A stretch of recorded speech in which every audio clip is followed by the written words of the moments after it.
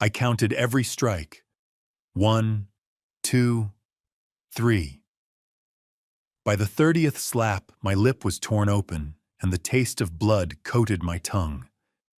But inside, something colder than pain had taken over. My son Bradley believed his fists and his fury made him powerful. He thought humiliating an old man in front of his smirking wife was a victory. What he didn't realize was this. While he was proving his strength, I was quietly ending his.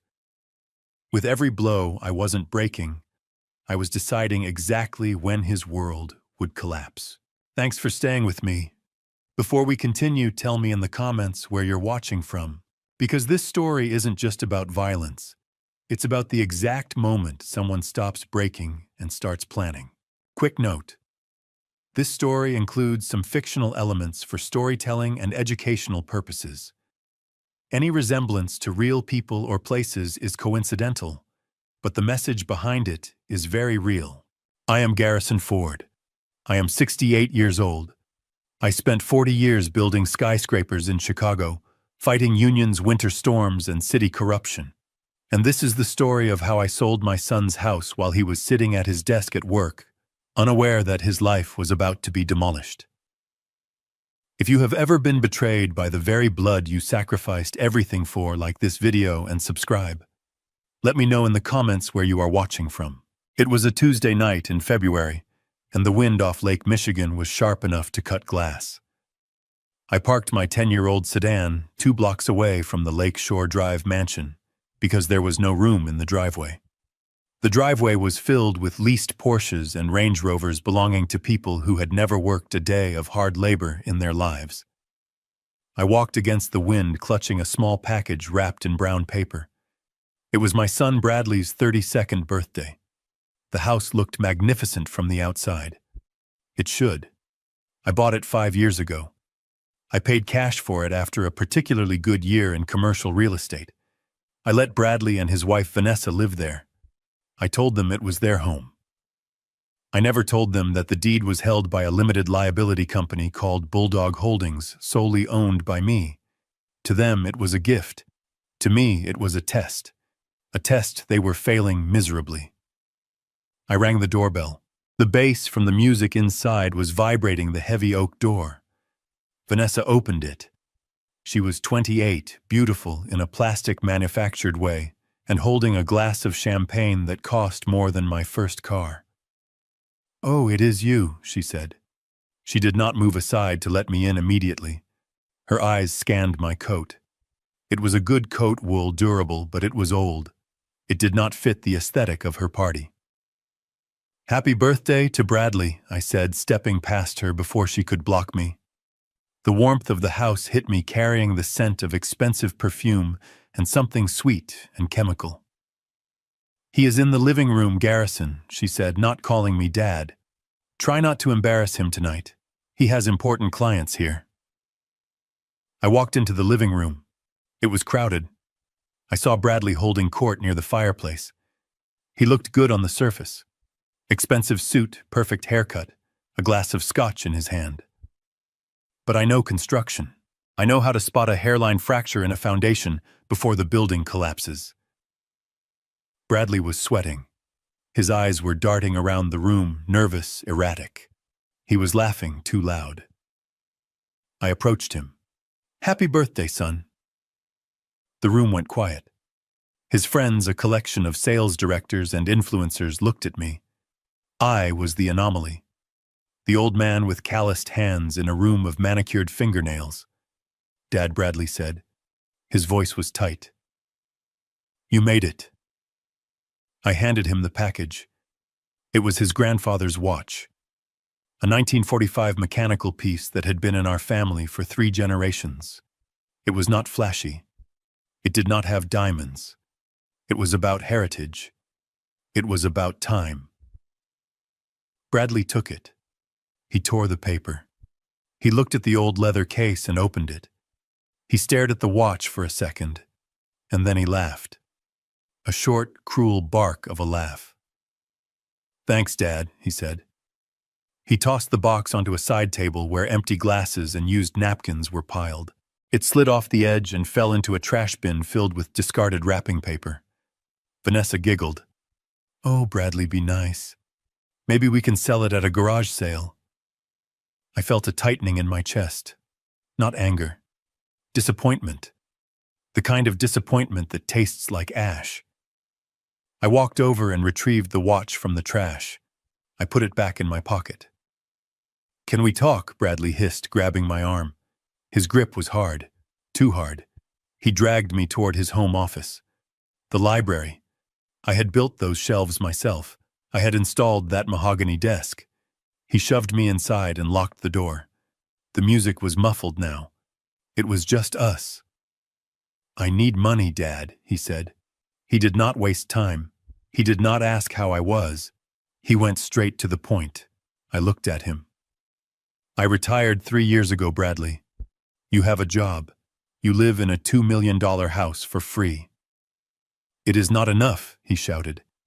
He began to pace. He looked like a trapped animal. "I owe people, bad people. I need $200,000. Tonight. $200,000.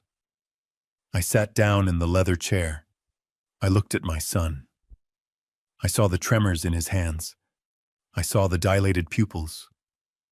"Gambling," I stated. It was not a question. It was an investment that went wrong. He lied. He always lied. "Just write the check, Dad. You have it. I know you have it. You are sitting on a pile of cash from the business." "I do have it," I said calmly. "But I am not giving it to you. If I give it to you, you will gamble it away by Friday. You need help, Bradley. You need rehab." He stopped pacing. He looked at me with pure hatred. Vanessa slipped into the room from a side door that connected to the master bedroom. She had her phone out. She was recording. "Tell him, Brad," she said, her voice dripping with poison. "Tell the old miser. You are going to give me that money," Bradley said, his voice dropping to a whisper. "Or you are never going to see us again. You are going to die alone in that sad little apartment of yours." I stood up. "I am leaving, Bradley." He blocked my path. "You are not leaving until you sign a check." I tried to step around him. He shoved me back into the chair. The force of it knocked the wind out of me. "Sign the check," old man, Vanessa urged from the corner. "Teach him a lesson, babe." I looked at them. My son, my daughter-in-law. They looked like vultures. "No," I said. Bradley's face turned a color I had never seen. It was purple with rage. He grabbed my collar with his left hand. He raised his right hand. "You think you are tough," he screamed. "You think because you poured concrete you are tough. You are nothing. You are a wallet. That is all you are to us." And then he slapped me. It was not a punch. It was a slap. Disrespectful. Sharp. If you're still here, leave a comment, so I know you're walking this story with me. And tell me if that were you after that slap. Would you walk away? Or would you stay long enough to uncover a truth far worse than the blow itself? One quick note before we continue. The next part of this story includes some fictionalized elements added for storytelling and educational impact. If you'd rather stop here, you're free to do so. It stung. My head snapped to the side. One I counted in my head. I looked back at him. "Is that all you have?" I asked quietly. He slapped me again. Harder this time. My glasses flew off my face and skittered across the hardwood floor. 2. "Sign it," he screamed. "No. 3, 4, 5. He lost control. He was not hitting me to get the money anymore. He was hitting me because he hated me. He hated that I had earned my wealth, and he had to beg for it. He hated that I had integrity, and he had none. He was hitting his own conscience. Vanessa was laughing. She was holding the phone steady. "Get a close-up of his face," she said. 6, 7, 8. I did not raise my hand. I did not block him. I sat there. I took it. I needed this. I needed to feel the physical pain to kill the emotional love I still held for him. I needed him to beat the father out of me. 9, 10, 11. My lips split. I tasted copper. Blood dripped onto my white shirt. 12, 13. He was panting now. Sweat was flying off his forehead. He was exerting himself. Beating an old man is hard work. 14, 15. "Why won't you just die?" he screamed. "Why won't you just have a heart attack and leave us the money? It would be so much easier." 17. I focused on a spot on the wall, a painting of a ship in a storm. I had bought that painting in London. It was worth $5,000. I wondered if he knew that. I wondered if he would sell it for poker chips. 18, 19, 20. My left eye was swelling shut. The room was starting to blur. But my mind was crystal clear. It was sharper than it had been in 20 years. 21. 22. Vanessa moved closer. "Kick him out, Brad. He is useless. He is bleeding on the rug." 23. 24. 25. He slowed down. His hand was hurting. He looked at his own palm, red and stinging. He looked at me. I was still sitting upright. I was not crying. I was not begging. 26. 27. 28. He gave me 3 final lazy slaps. Backhand, forehand, backhand. Just to show contempt. 29. He stepped back, breathing heavy. He wiped his hand on his pants. "Get out," he said. "Get out of my house. Do not come back without the money." I stood up. My legs were shaky, but they held. I picked up my glasses. One lens was cracked. I put them on. The world looked fractured. That was appropriate. I looked at him. I looked at Vanessa. 30, I said. My voice was a croak, but it was steady. What Bradley asked. 30 times, I said. I will remember that number. I walked to the door. I did not look back. I walked through the party. The guests went silent as they saw me. Blood on my shirt. Eye swelling shut. Lip split. I walked past them like a ghost. I opened the front door and stepped out into the snow. The cold was a shock. It froze the blood on my face instantly. I walked to my car. I got in. I did not turn the ignition on immediately. I sat there in the dark, shivering. I reached into my pocket and pulled out my phone. My fingers were stiff. I dialed a number I knew by heart. It rang twice. "Jared," I said. "Garrison, it is 10 o'clock on a Sunday. What is wrong?" "Your voice sounds terrible." "Jared West. My lawyer. My shark. The man who knew where all the bodies were buried because he had helped me dig the holes legally." "I am activating Clause 13, I said. There was a silence on the other end. A long, heavy silence. Jared knew what Clause 13 was. We had written it into the Bulldog Holdings operating agreement 5 years ago. It was the nuclear option. "Are you sure?" Garrison Jared asked softly. "Clause 13 is scorched earth. There is no coming back from that. It involves immediate liquidation." I touched my lip. I looked at the blood on my fingertip. I was just slapped 30 times by my son Jared. He told me to die. He told me I was just a wallet. "My God," Jared whispered. "Do you want me to call the police?" "No," I said. "Police are for protection. I do not want protection. I want destruction." "Understood," Jared said. His voice shifted. It became cold, professional, lethal. "What are your instructions?" "The house," I said. "The Lakeshore Drive house. It is technically a rental property owned by Bulldog Holdings. Bradley is a tenant at will. He just violated the terms of the lease by assaulting the landlord.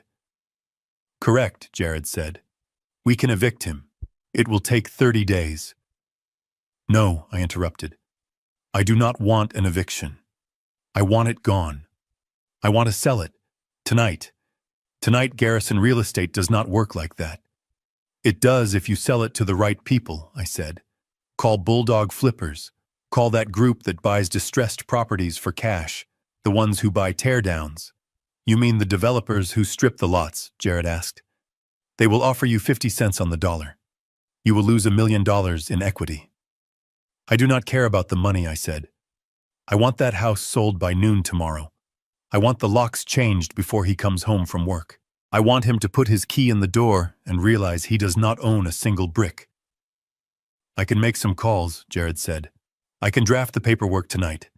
If you are willing to take a massive loss, I can have a cash buyer lined up by 9:00 a.m. Do it, I said. And Jared, yes. Cancel everything else. The credit cards I pay for, the car lease under the company name, the insurance, the country club membership. Cut the strings, all of them. He is going to drown Garrison. He has no assets. He has a wife, I said grimly. Let us see how long she stays when the credit card declines. I hung up the phone. I started the car. The heater kicked in, blowing warm air onto my frozen hands. I looked at the mansion one last time. I saw the lights. I heard the faint thump of the bass. They were still partying. They were drinking my champagne in my house, celebrating their victory over the old man. Enjoy it, Bradley, I whispered to the empty car. Enjoy the party, because tomorrow the hangover is going to be fatal. I drove away.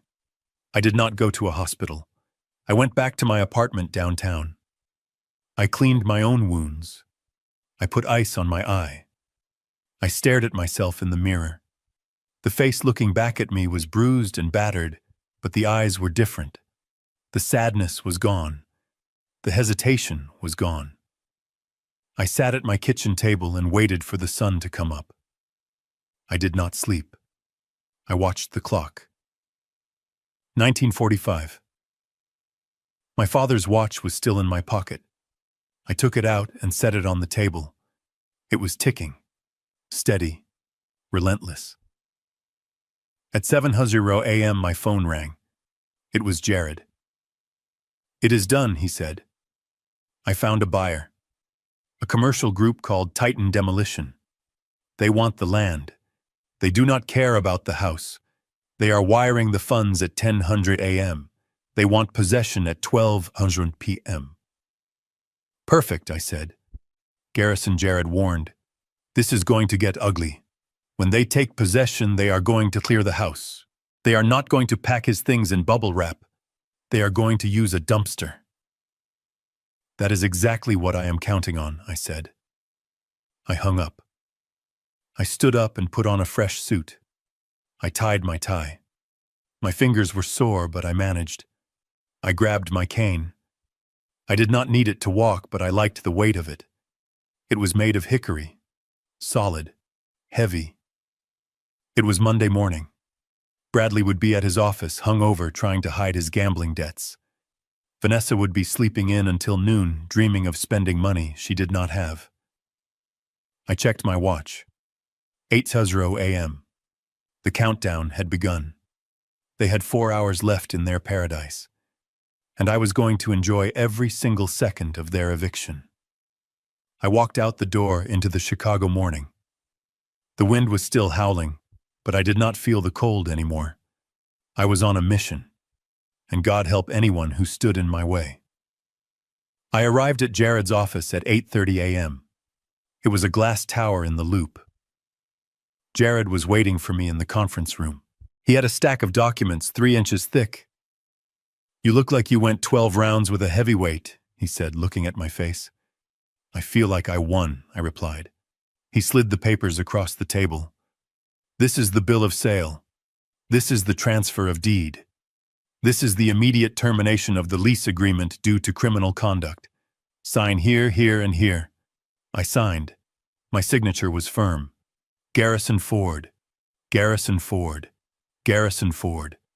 With each stroke of the pen, I was severing a limb. The wire transfer is set, Jared said. Once the money hits our escrow account, the property belongs to Titan Demolition. They have a security team on standby. Good, I said. There is one more thing, Jared said. He pulled out a separate file. I ran a background check on the debts Bradley mentioned. It is worse than you thought.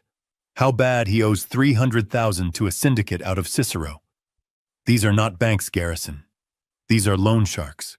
If he does not pay, they will hurt him. I looked at the skyline of Chicago. I thought about the 30 slaps. I thought about the hate in his eyes. He is a grown man, Jared. He made his choices. You are leaving him to the wolves, Jared said quietly. No, I said. I am just stopping feeding the wolves for him. My phone buzzed. It was a text from Bradley. Dad. Sorry about last night. I was drunk. Stress is killing me. We need to talk about that check. I really need it today. Love you.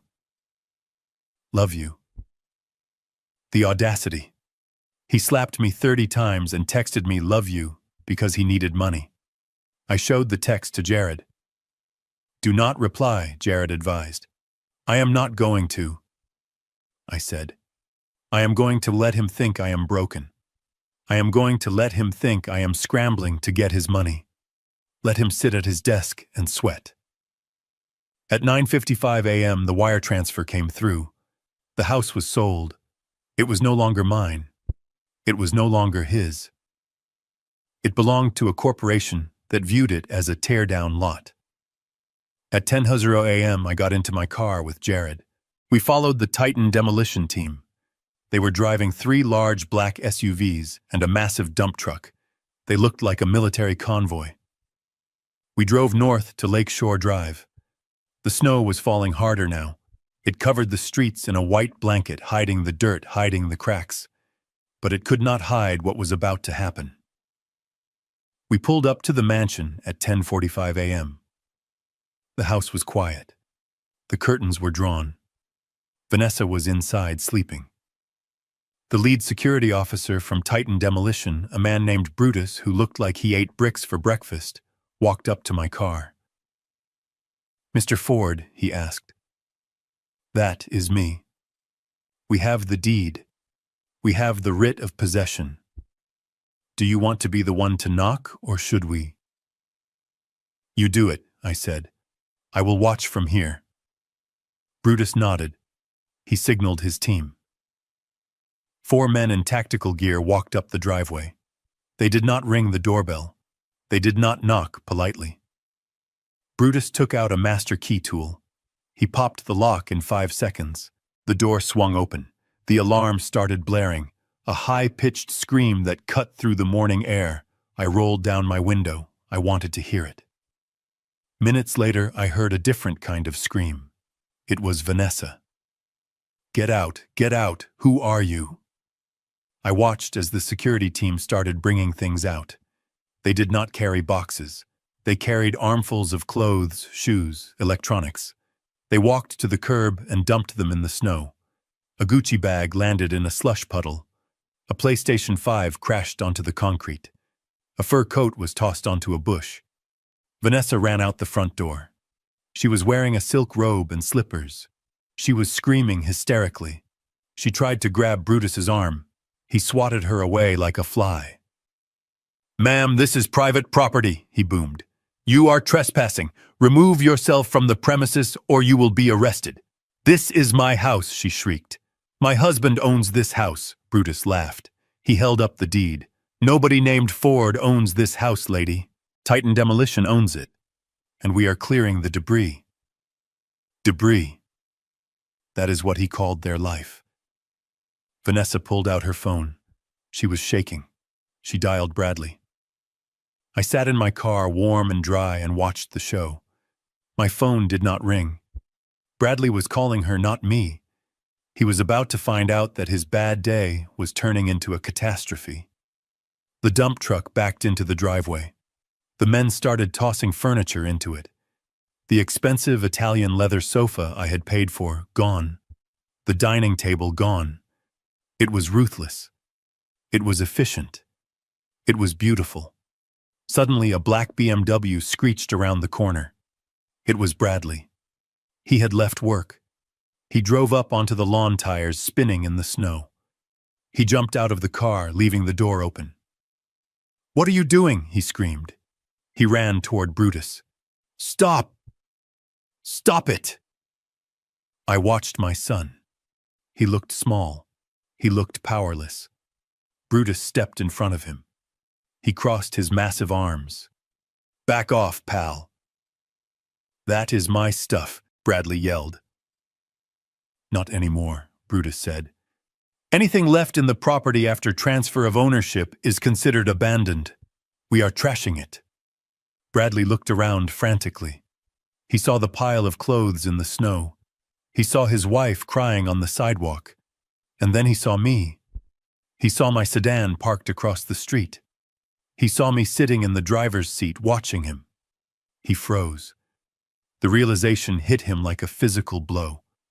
He ran across the street. He slipped on the ice, fell, scrambled up, and slammed his hands onto my car window. "Dad. Dad, stop them. What did you do?" I rolled the window down 2 inches. Just enough to hear him clearly. Just enough to let the cold air hit his face. "I sold the house, Bradley," I said. "You what? You cannot sell my house." "It was never your house," I said. "It was my house, and I sold it. The new owners are very efficient, aren't they?" "You are crazy. Where are we supposed to live? Where am I supposed to go?" I looked at him. I looked at the bruise forming on my own face in the rearview mirror. "I don't know," I said. "But I hear the homeless shelters fill up fast in this weather. You better start running." I rolled the window up. He pounded on the glass. He screamed. He cried. I put the car in drive. I pulled away slowly, leaving him standing in the exhaust fumes, watching his life being hauled away in a dump truck. Act 1 was over. But I was not done. Not even close. Because while he was losing his roof, I was about to make sure he lost his job, his reputation, and his freedom. The 30 slaps were just the down payment. Now I was coming to collect the interest. The morning sun over Chicago offered no warmth, just a blinding white glare that bounced off the snow and pierced through my cracked glasses lens. I sat in the leather chair across from Jared West, my lawyer, and the only man in this city I trusted with the location of the bodies. My face was a map of purple and blue bruises, the physical receipt of the 30 slaps my son had gifted me the night before. My left eye was swollen half shut, making Jared look like a blurry figure in a gray suit, but I did not need perfect vision to see the concern etched into his features. He was holding the property deed for the Lakeshore Drive mansion, the one Bradley had called home for 5 years, the one he had boasted about to his friends, the one he believed was his birthright. Jared looked at me, and then at the document, and then back at me. "Garrison, you need to understand that even with an eviction notice, the law favors the tenant. In Illinois, it could take 6 months to get him out, especially during winter. You cannot just sell a house that has people living in it." I leaned forward, and the movement sent a sharp jolt of pain through my ribs, reminding me why I was here. "Jared, look at page 14, paragraph 3, subsection C of the occupancy agreement." Jared frowned and flipped the pages. He adjusted his reading glasses. He was silent for a long minute as he read the fine print. I saw his eyebrows shoot up. He looked at me with a mixture of shock and professional admiration. "This is not a standard lease," Jared whispered. "This is a conditional occupancy license based on good conduct." "Exactly," I said, my voice raspy. 5 years ago, when I handed Bradley the keys, he was so excited to pop the champagne and post photos on Instagram that he did not read what he was signing. He thought it was just boring paperwork for the insurance. He never noticed that the house is owned by Bulldog Holdings LLC, a company where I am the sole managing member. And he definitely did not notice the clause that states the license to occupy is immediately revoked without notice if the occupant commits any act of physical violence against the managing member. Jared let out a low whistle. You trapped him before he even moved in. I did not trap him, Jared, I assured myself. I built skyscrapers for 40 years. You never pour a foundation without accounting for the possibility of an earthquake. Bradley was always a tremor waiting to happen. Last night, he finally caused the earthquake. So legally, he is trespassing right now, Jared said, tapping the paper. Legally, he is a stranger in my house, I confirmed. And I do not want to evict him. Eviction implies he has rights. I want to liquidate the asset. I want that house gone today. Jared sighed and leaned back. Okay, Garrison. You have the legal right, but finding a buyer in 8 hours who can pay cash and is willing to deal with a hostile occupant is impossible. You need a unicorn. No, I corrected him. I do not need a unicorn. I need a bulldog. Call Mike Vance. Jared froze. Mike Vance runs Bulldog Flippers. They do not buy luxury mansions, Garrison. They buy crack houses and foreclosures. They buy properties sight unseen for 50 cents on the dollar, and they gut them. They are ruthless. Call him, I repeated. Jared picked up the phone. He put it on speaker. The line rang 3 times before a gravelly voice answered. This is Mike. Mike, this is Jared West. I have Garrison Ford with me. We have a property. I am listening, Mike said. Lakeshore Drive, 4,000 square feet. Market value is $2.2 million. Silence on the other end. Then a scoff. We do not touch stuff that high-end, Jared. We flip volume, not museums. 800,000 cash, I said, leaning toward the phone. The silence on the other end was heavier this time. It was the silence of a shark smelling blood in the water. Who is this? Mike asked. Garrison Ford. I bought the property for cash 5 years ago. Title is clean. It is held by my LLC. I want to sell it to you for $800,000. But the wire has to hit my account by noon today. What is the catch, Garrison? Mike asked suspiciously. There is always a catch. Is it built on a toxic waste dump? The catch is the occupants, I said. My son and his wife are currently inside, or rather their stuff is. They do not know it is being sold. You will have to handle the clean out. And Mike, when I say clean out, I mean I do not care if you use a shovel or a flamethrower. Mike laughed, a dry barking sound. So you want a demolition crew, not a moving service? I want the problem gone, I said. I can have the money wired in an hour, Mike said. But I need to inspect the exterior first. I need to make sure the building is still standing. Go now, I said. But do not knock. Do not alert them. Just look and call us back. I hung up the phone. I checked my watch. It was 9:15 a.m. I pulled out my tablet and opened the security app connected to the smart cameras I had installed in the house 5 years ago. Another detail Bradley had forgotten or was too lazy to change. I had admin access to everything. I cycled through the cameras. The kitchen was a mess, empty champagne bottles and cake crumbs everywhere. The living room looked like a frat house after a bender. But the house was quiet. I checked the garage camera. Bradley's car was gone. He had gone to work. Of course he had. He was a sales director, and he had quotas to meet, especially if he needed money to pay off the gambling debts he had screamed about last night. He was sitting in his glass office right now, nursing a hangover, and probably texting me apologies, thinking he could manipulate me like he always did. I checked the master bedroom camera. Empty. The bed was unmade. I checked the driveway camera history. Vanessa's white Range Rover had left at 8:45 a.m. I opened the Find My Friends app. She had forgotten that she added me to her location sharing 3 years ago when we went on a family trip, and she wanted me to pick her up from the airport. She never removed me. Her dot was pulsing on the map at the sanctuary spa downtown. It was Monday morning. Her husband was drowning in debt. Her father-in-law had been beaten bloody in her home, and she was getting a hot stone massage. The audacity was breathtaking. It was almost impressive how disconnected from reality they were. They truly believed that consequences were things that happened to other people. They thought the Ford family name was a magic shield that would protect them from the rain. They did not realize that I was the one holding the umbrella, and I had just closed it.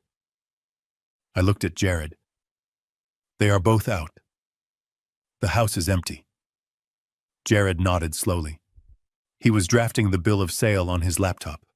His fingers flew across the keys. He was a professional, but I could see he was unsettled. He had handled divorces and corporate hostile takeovers, but he had never seen a father clinically dismantle his son's life like this. "Garrison, are you sure you do not want to keep the equity?" Jared asked without looking up. "You are throwing away over $1 million in profit. We could list it and sell it properly." "It is not profit, Jared," I said, staring at the screen where my empty house sat silent and waiting. "It is the cost of war. If I list it, it takes months. If I list it, they have time to beg, to squat, to fight. I do not want the money. I have plenty of money. I want the shock. I want them to come home tonight expecting to sleep in their silk sheets and find out they do not even have a door to unlock. That realization is worth $1 million to me." The phone rang. It was Mike. "I am outside," he said. "Nice place, brickwork is solid. Roof looks new. You are crazy for selling this at 800, but I am not going to stop you. I have the wire ready." "Send it," I said. "One condition," Mike said. "I bring my own security. If your kid shows up and tries to start something, my guys handle it. I do not want any lawsuits from him claiming we broke his nose. If he shows up, I said you tell him to call me. And Mike, whatever is inside the house, furniture, electronics, clothes, considers it a bonus. Keep it, sell it, burn it. I do not want to see a single item ever again." "Done," Mike said. I hung up. Jared printed the documents. The sound of the printer was rhythmic, soothing. It sounded like a countdown. I signed the papers. My hand did not shake. My face throbbed with every heartbeat, a dull ache that synchronized with the scratching of the pen on paper. At 10:43 a.m., Jared's computer pinged. "Funds received," he said softly. The wire cleared. "It is done," I said. Jared looked at me. "Technically, Bulldog Flippers owns the property now. They can legally change the locks immediately." "Tell them to proceed," I said. "Tell them to board it up if they have to. I want it to look like a fortress by sunset." I stood up and walked to the window of Jared's office, looking down at the busy Chicago streets. Somewhere down there, Bradley was sitting in a meeting pretending to be a success. Somewhere down there, Vanessa was relaxing, in a robe pretending she was royalty. They had 8 hours. 8 hours until they returned to their castle and found the drawbridge raised and the archers waiting. I touched the bandage on my cheek. 30 slaps, I whispered to the glass. I pulled out my phone. I had one more call to make. Not to Bradley, not to Vanessa, but to the private investigator I had kept on retainer for my business dealings. "Find out who holds Bradley's gambling debt," I told the investigator. "I want names. I want amounts. And I want to know exactly what happens to people who do not pay them." I was not going to pay his debts, but I wanted to know exactly how deep the water was before I watched him drown. The house was just the beginning. By the time the sun went down today, Bradley would be homeless. By the end of the week, I intended for him to be jobless. I sat back down and closed my eyes, waiting for the clock to tick. The silence in the room was heavy, but for the first time in 24 hours, the pain in my face felt bearable. It was the anesthesia of action. I was no longer a victim. I was the architect of their ruin. The convoy of black SUVs and the massive dump truck rolled onto the pristine pavement of Lakeshore Drive like a funeral procession, for a life that was not quite dead yet. I sat in the passenger seat of Jared's car, watching the steam rise from the exhaust pipes in the frigid Chicago air. It was 10:46 a.m. The neighborhood was quiet, the kind of hushed silence that only money can buy, where the loudest sound is usually a landscaping crew or a delivery van. Today, the loudest sound would be the destruction of my son's delusions. Mike Vance, the owner of Bulldog Flippers, stepped out of the lead truck. He looked exactly like the kind of man you hire when you want a problem to disappear, not when you want it solved. He wore a heavy canvas jacket and steel-toed boots that crunched loudly on the salted driveway. He signaled to his crew. 8 men piled out. They were not wearing uniforms with polite name tags. They were wearing hoodies, tactical vests, and expressions of absolute indifference. They carried heavy-duty trash bags, snow shovels, and crowbars. I got out of the car. My cane sank slightly into the snow. The pain in my face was a dull, throbbing rhythm, a constant reminder of why we were here. Jared stayed in the car on a conference call preparing the legal firewall for the inevitable backlash, but I needed to be inside. I needed to see it. Mike walked up to the front door. He did not bother looking for a hide-a-key. He did not check if it was unlocked. He jammed a heavy demolition tool into the jamb, and with one violent, efficient jerk, the wood splintered and the door swung open. The house alarm screamed instantly. It was a piercing shriek designed to panic intruders, but Mike's crew did not even flinch. They walked in as if they were entering a grocery store. I followed them. The inside of the house smelled like stale champagne and expensive cologne, the lingering scent of last night's party. Red plastic cups were scattered on the marble foyer. A half-eaten cake sat on the antique console table I had bought them as a housewarming gift. It was a snapshot of a life lived without consequences. "Clear it," Mike shouted over the alarm. "Everything goes. If it is not nailed down, it is trash. If it is nailed down, pry it up." The crew moved like locusts. They split up, heading for the living room, the kitchen, and the stairs. I stood in the foyer watching the dismantling of 5 years of my generosity. One of the men walked past me carrying the 60-inch television from the living room. He did not unplug the cords carefully. He ripped them out of the wall, leaving jagged holes in the drywall. He walked to the front door and tossed the TV into the snowbank outside like it was a frisbee. Another man was sweeping the contents of the kitchen counters into a black trash bag. The espresso machine, the designer toaster, the crystal wine glasses. Crash, smash, gone. I walked up the stairs slowly, my hand trailing on the banister. I could hear the sounds of destruction coming from the master bedroom. This was Vanessa's sanctuary. I pushed the door open. 2 men were in the walk-in closet. It was a room bigger than my first apartment, filled floor to ceiling with Vanessa's vanity. Rows of designer shoes, handbags that cost more than a semester of college, racks of clothes with tags still on them. "Bag it!" Mike's voice boomed from the hallway. "Donate it all. The shelter downtown needs coats." The men started grabbing armfuls of silk and cashmere. They stuffed Birkin bags into garbage sacks next to dirty laundry. They took pairs of Louboutin heels and tossed them into a cardboard box labeled Goodwill. There was no sorting. There was no care. A $10,000 dress was treated with the same reverence as a used tissue. I watched a man grab Vanessa's jewelry box. He dumped it upside down into a bag. Necklaces, tangled earrings scattered. It was a violent erasure of her identity. Vanessa defined herself by these things. Without them, she was just a girl from the suburbs with a bad attitude. Now she was a girl with nothing.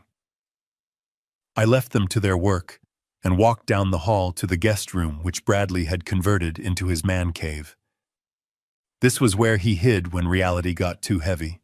It was dark, smelling of stale smoke and sweat. Posters of movies he had never seen lined the walls. A gaming setup that rivaled NASA's control center dominated the corner.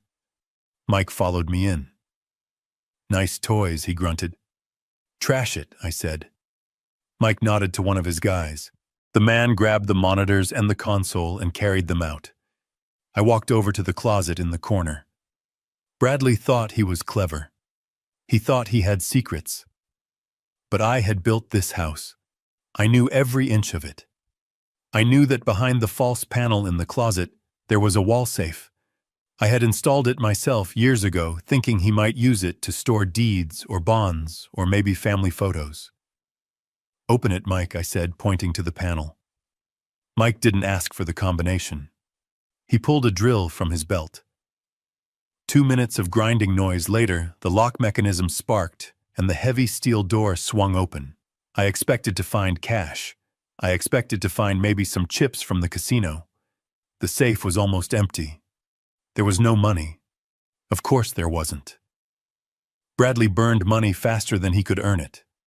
Instead, there was a stack of papers bound by a rubber band.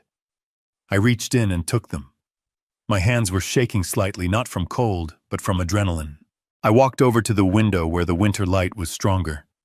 I snapped the rubber band and began to read. The first few pages were what I expected. Markers, IOUs from underground casinos in Cicero and Joliet. Handwritten notes on napkins signed with shaky scrawls promising to pay $50,000 here, $20,000 there. The interest rates scribbled in the margins were astronomical. These were not debts you paid off. These were debts you died for. I flipped through them. The total was staggering. He was in deeper than I had imagined. He wasn't just drowning, he was already on the ocean floor. But it was the document at the bottom of the stack that made my blood run cold. It stopped my breath in my throat. It was a thick, formal document in a blue folder. A life insurance policy. I opened it. The policyholder was me, Garrison Ford. I scanned the details. It was a term life policy taken out 2 years ago. The coverage amount was $5 million, but I had never signed this. I looked at the signature at the bottom. It was my name, but it wasn't my hand. It was a forgery, a good one, but a forgery nonetheless. Bradley had practiced. He had traced my signature from the birthday checks I sent him. And there in the section marked Primary Beneficiary was his name, Bradley Ford. I stared at the paper.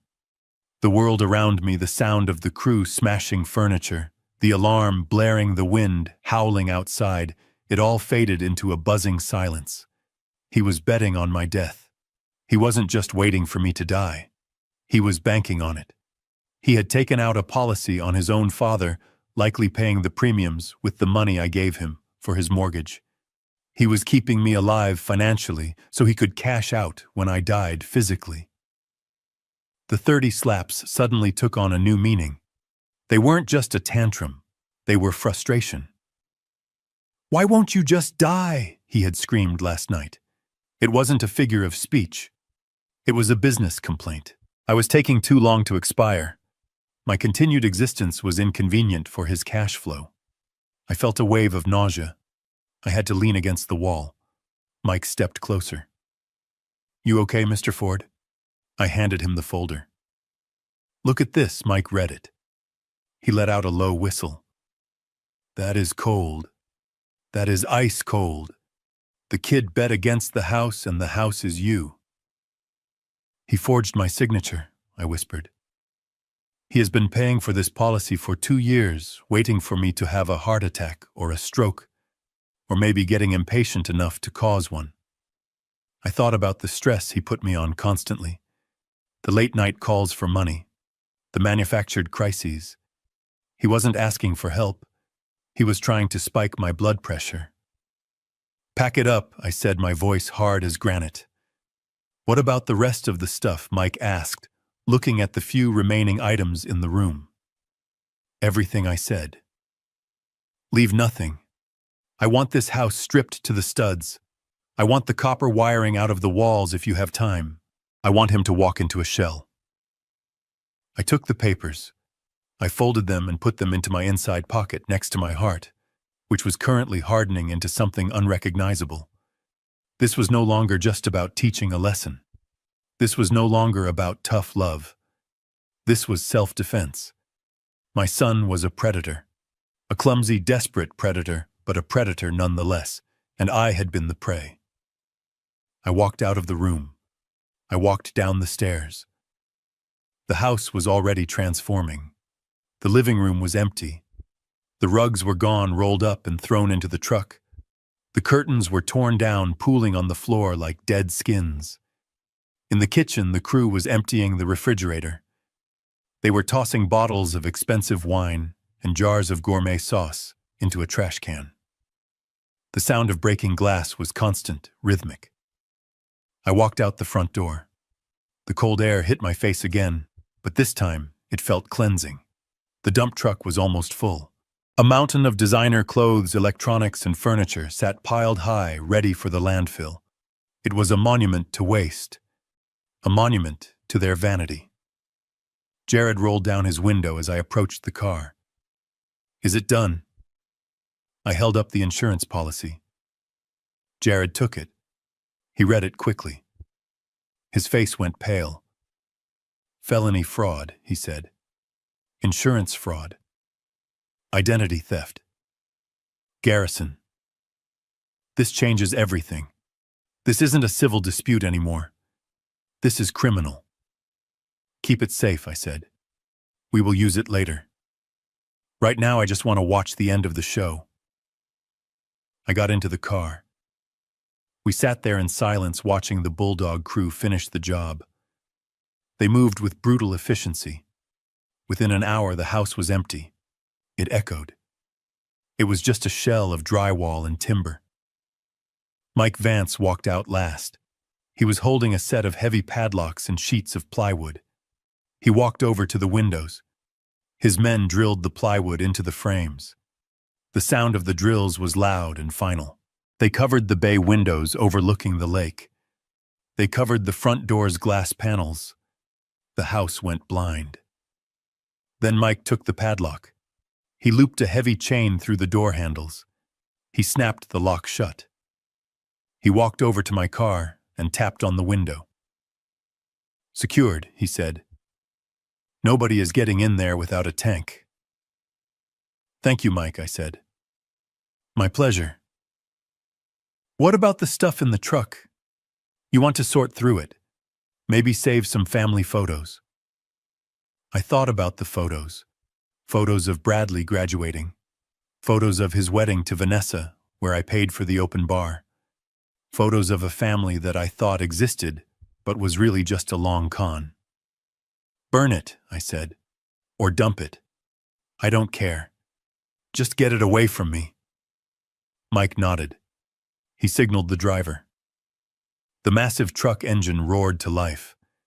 Black smoke puffed into the gray sky. The convoy began to move. They pulled away from the curb, leaving deep tracks in the snow. I watched them go. I watched my son's life disappear around the corner, heading for the city dump. I looked back at the house. It stood dark and silent, boarded up like a plague house. It looked dead. It was perfect. "Let's go, Jared," I said. "Where to?" Jared asked. "To the precinct," I said. "I want to file a report about a stolen identity, and then I want to get a steak. I'm hungry." As we drove away, I checked my phone. No calls from Bradley yet. He was still at work, still thinking he was safe, still thinking he had a home to go to.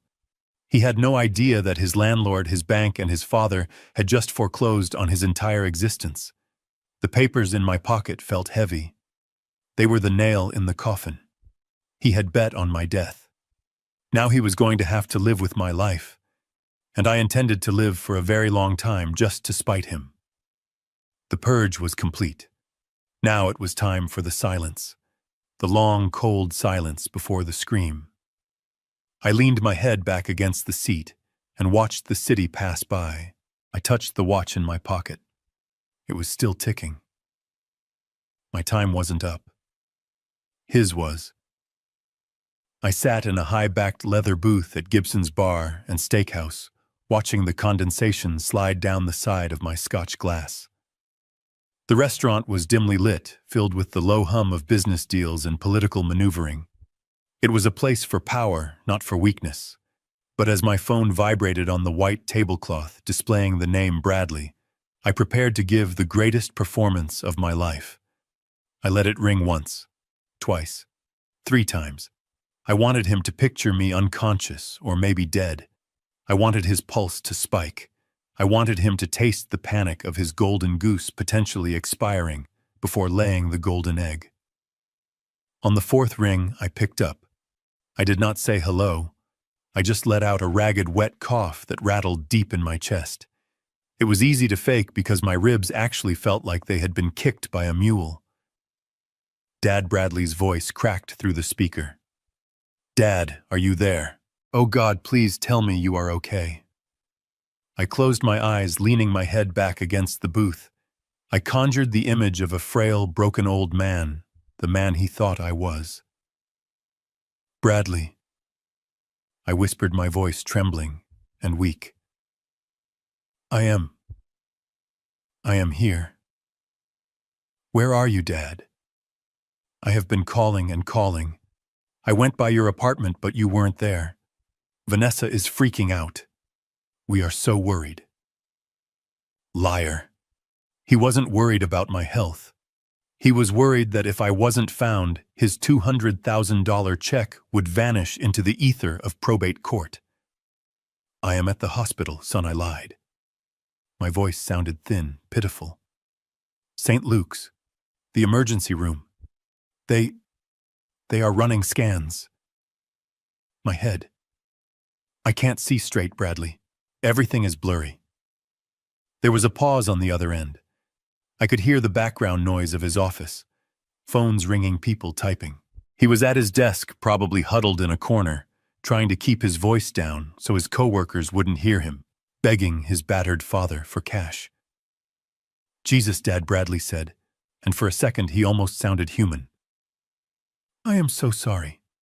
Last night, I don't know what happened." I snapped.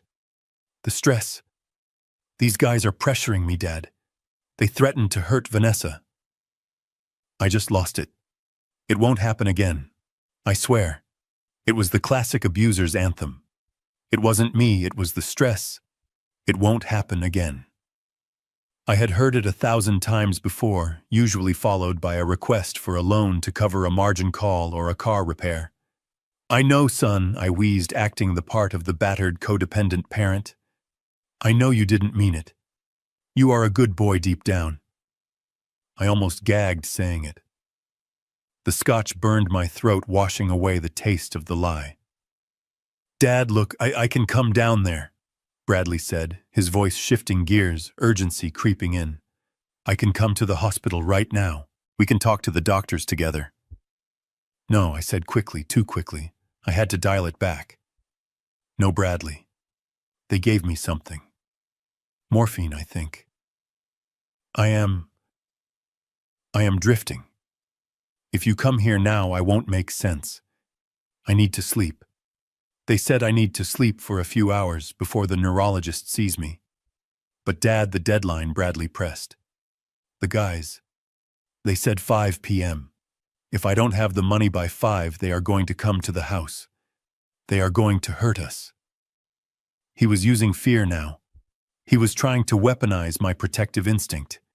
He didn't know that instinct had been surgically removed at 10:45 a.m. that morning along with his furniture.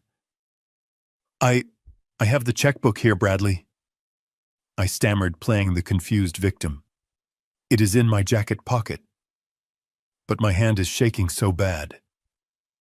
I can't hold a pen right now." "I can help you sign it," he said, desperate. "Just tell me what room. I will drive over. It will take 20 minutes.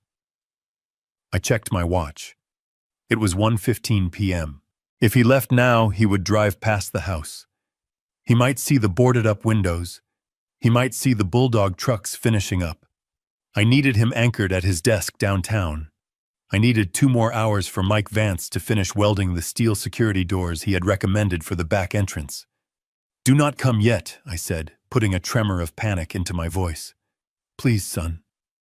Seeing you right now, I think it would upset me too much. My blood pressure is too high. The doctor said if it goes any higher, I could stroke out.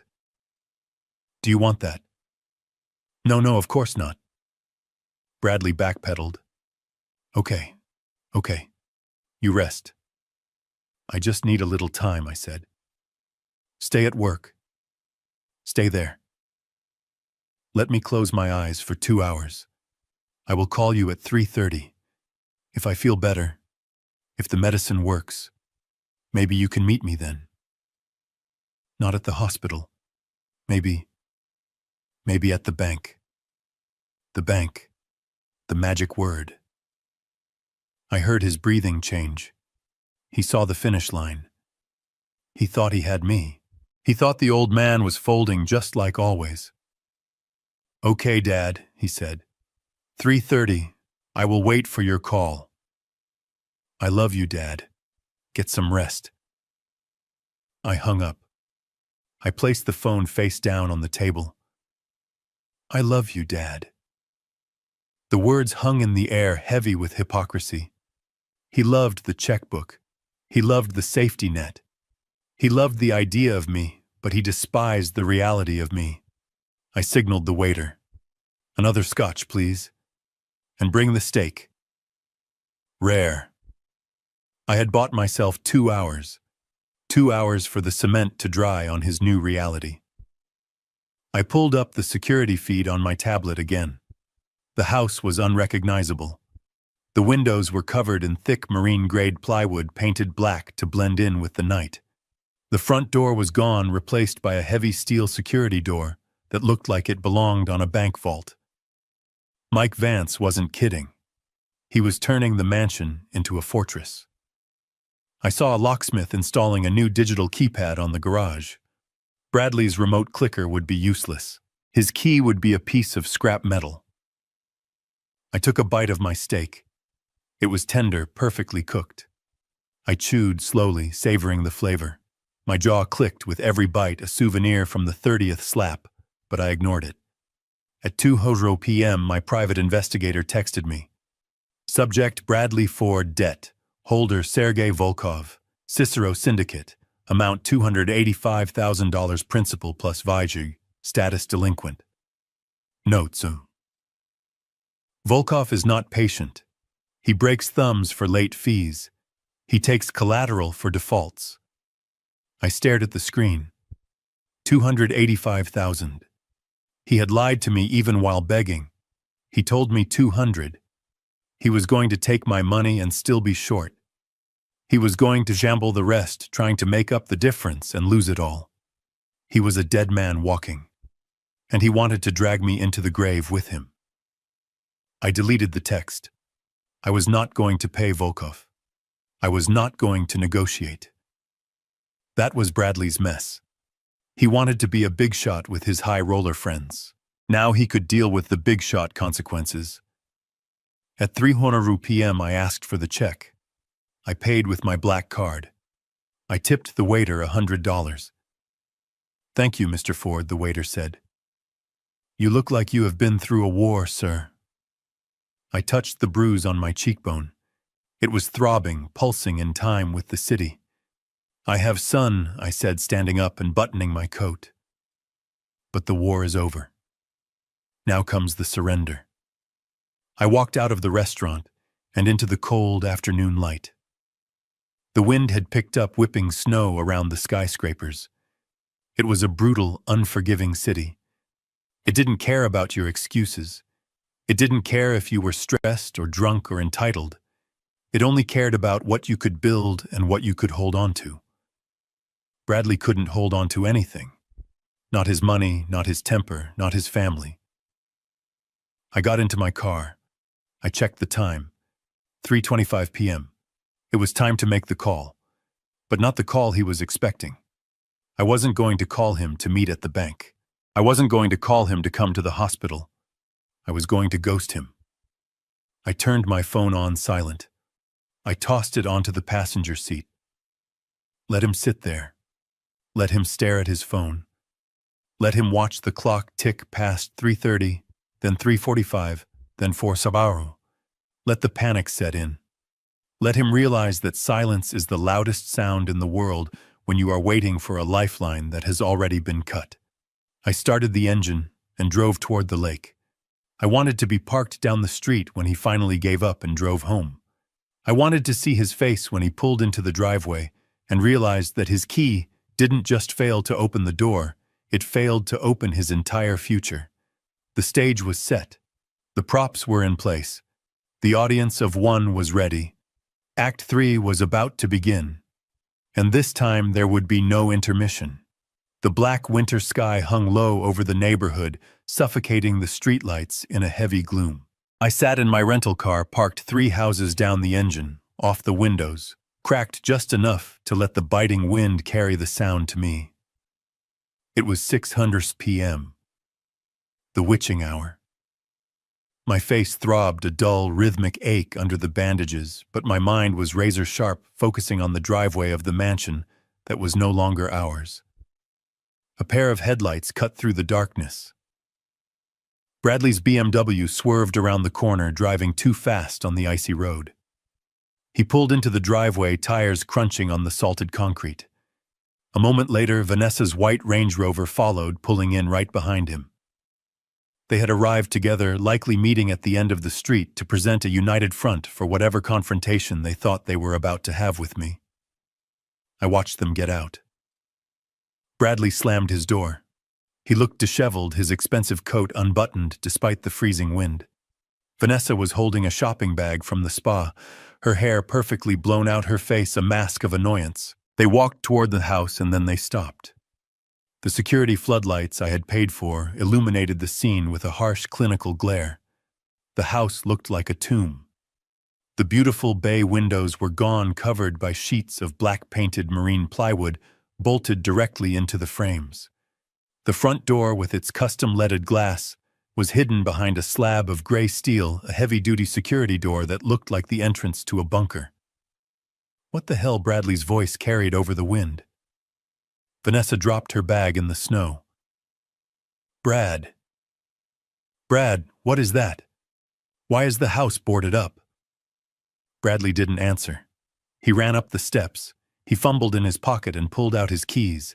He jammed the key toward where the lock should have been, but the steel door had no keyhole.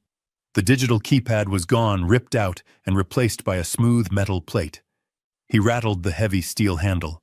It didn't budge. It was solid, immovable. Open the door, he shouted, pounding his fist against the metal. Dad, I know you are in there. Open the damn door. Vanessa ran up behind him. She was shivering in her thin coat. My clothes, she shrieked. My jewelry.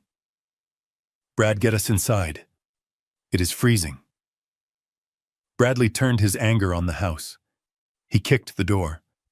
A hollow clang rang out, echoing down the quiet street. He ran to the living room window and clawed at the plywood, trying to find a grip to rip it down. This is my house, he screamed, his voice cracking. You cannot lock me out! He ran back to his car and popped the trunk. He pulled out a tire iron. Do not do it, son, I whispered from the darkness of my car. Do not make it worse. He didn't hear me. He marched back to the front door and swung the iron with all his strength. Clang! The sound was violent, ugly. He swung again, hitting the steel frame. That was the trigger. The alarm system I had installed didn't just beep, it roared. A high-pitched, oscillating siren erupted from the eaves of the house, tearing through the silence of the neighborhood. Lights flashed strobe-like, disorienting and blinding. Vanessa screamed, covering her ears, crouching down on the porch. Suddenly, a black SUV that had been idling at the end of the block roared up the driveway, blocking their cars in. 2 men jumped out. They weren't police, they were Titan security dressed in tactical black with vests and utility belts. They moved with the precision of soldiers. Drop the weapon, one of them shouted, his hand resting on the taser at his hip. Bradley spun around, tire iron raised, chest heaving. Get off my property. Who are you? Drop it now or we will neutralize you, the guard commanded. His voice was calm, robotic. Bradley hesitated, then threw the tire iron into the snow. It is my house, he yelled, pointing a shaking finger at the boarded-up windows. My father owns this house. I live here. You are trespassing. The lead guard stepped into the light. He didn't look intimidated. He looked bored. He reached into his vest and pulled out a folded document, protected by a plastic sleeve. "Mr. Bradley Ford," I assume the guard said. "Yes, I am calling the cops. You are going to jail." The guard held up the document. "This is a deed of ownership, notarized and filed at 2:14 p.m. today with the Cook County clerk." Bradley squinted at the paper. "What?" "This property is no longer owned by Bulldog Holdings," the guard stated. "It is the property of Titan Demolition Group." Bradley snatched the paper. He stared at it. His eyes darted across the legal jargon, the timestamps, the signatures. "Sold," he whispered. His face went white, ghostly pale under the floodlights. "He sold it." He looked up at the guard. "He can't sell it. It is mine. It is my trust fund." "It is a teardown," the guard said, cold as ice. "We bought the lot. The structure is scheduled for demolition on Thursday." "Demolition!" Vanessa screamed, standing up. Her face was twisted in horror. "What about our things? My fur coats, my wedding dress, our furniture?" The guard shrugged. "The property was sold as is vacant possession. Anything left inside at the time of transfer was deemed abandoned refuse." "It has been cleared." "Cleared," Bradley choked out. "Dumped," the guard clarified. "The house is empty shell. There is nothing in there but dust." Bradley fell back against the steel door, sliding down until he hit the cold concrete porch. He looked like a puppet whose strings had been cut. "He did it," he muttered. "He actually did it." He looked around wildly, his eyes manic. He looked at the boarded windows, the guards, the black SUV blocking his escape. And then he looked at the street. The reflection of the street lamp hit my windshield. He saw me. He scrambled to his feet, slipping on the ice, flailing. He ran down the driveway, past the guards, who let him go knowing he was powerless.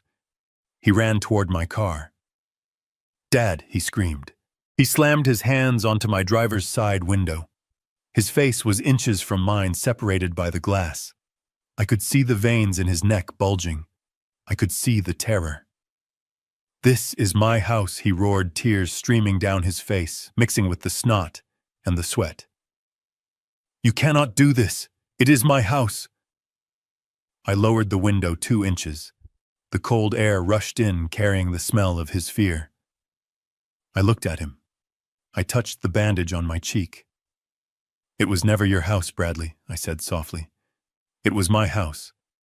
And I decided I didn't want tenants who beat their landlords." "Fix this," he begged, his voice dropping to a sob. "Dad, please. Sergey, the loan sharks, they know where I live. If I don't have the house, if I don't have the money." "That sounds like a personal problem," I said. I rolled the window up. He pounded on the glass, screaming incoherent pleas. I put the car in drive and pulled away, leaving him standing in the middle of the dark street, a king without a castle, a son without a father, watching the taillights of his last chance disappear into the night. The flashing blue and red lights of the Chicago police cruiser bounced off the snowbanks, creating a strobe effect that made the scene look like a disjointed nightmare. I sat in my warm car 3 houses down, watching the cavalry arrive. But they were not the cavalry Bradley expected. He thought they were his saviors coming to restore his kingdom. He did not know they were simply the witnesses to his final dethroning. 2 officers stepped out of the squad car. They were big men bundled in heavy coats, their breath steaming in the frigid air.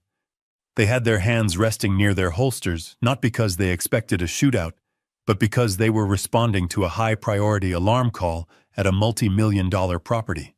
They walked with the heavy, deliberate steps of men who had seen every kind of domestic dispute the city could offer. Bradley ran toward them like a drowning man spotting a lifeline. He was waving his arms, his coat flapping open, his face a mask of red frozen rage.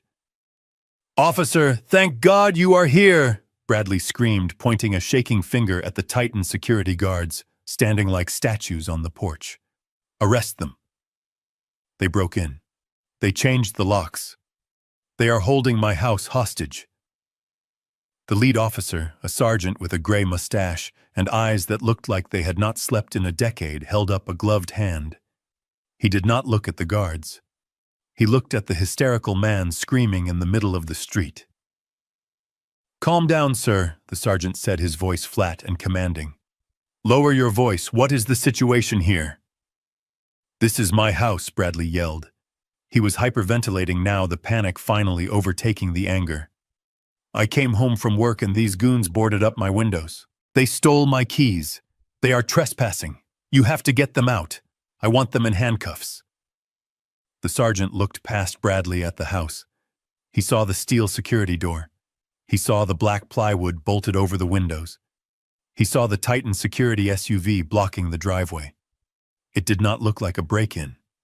It looked like a foreclosure. It looked like a professional job. He walked past Bradley up the driveway. The Titan guard, the one named Brutus, did not flinch.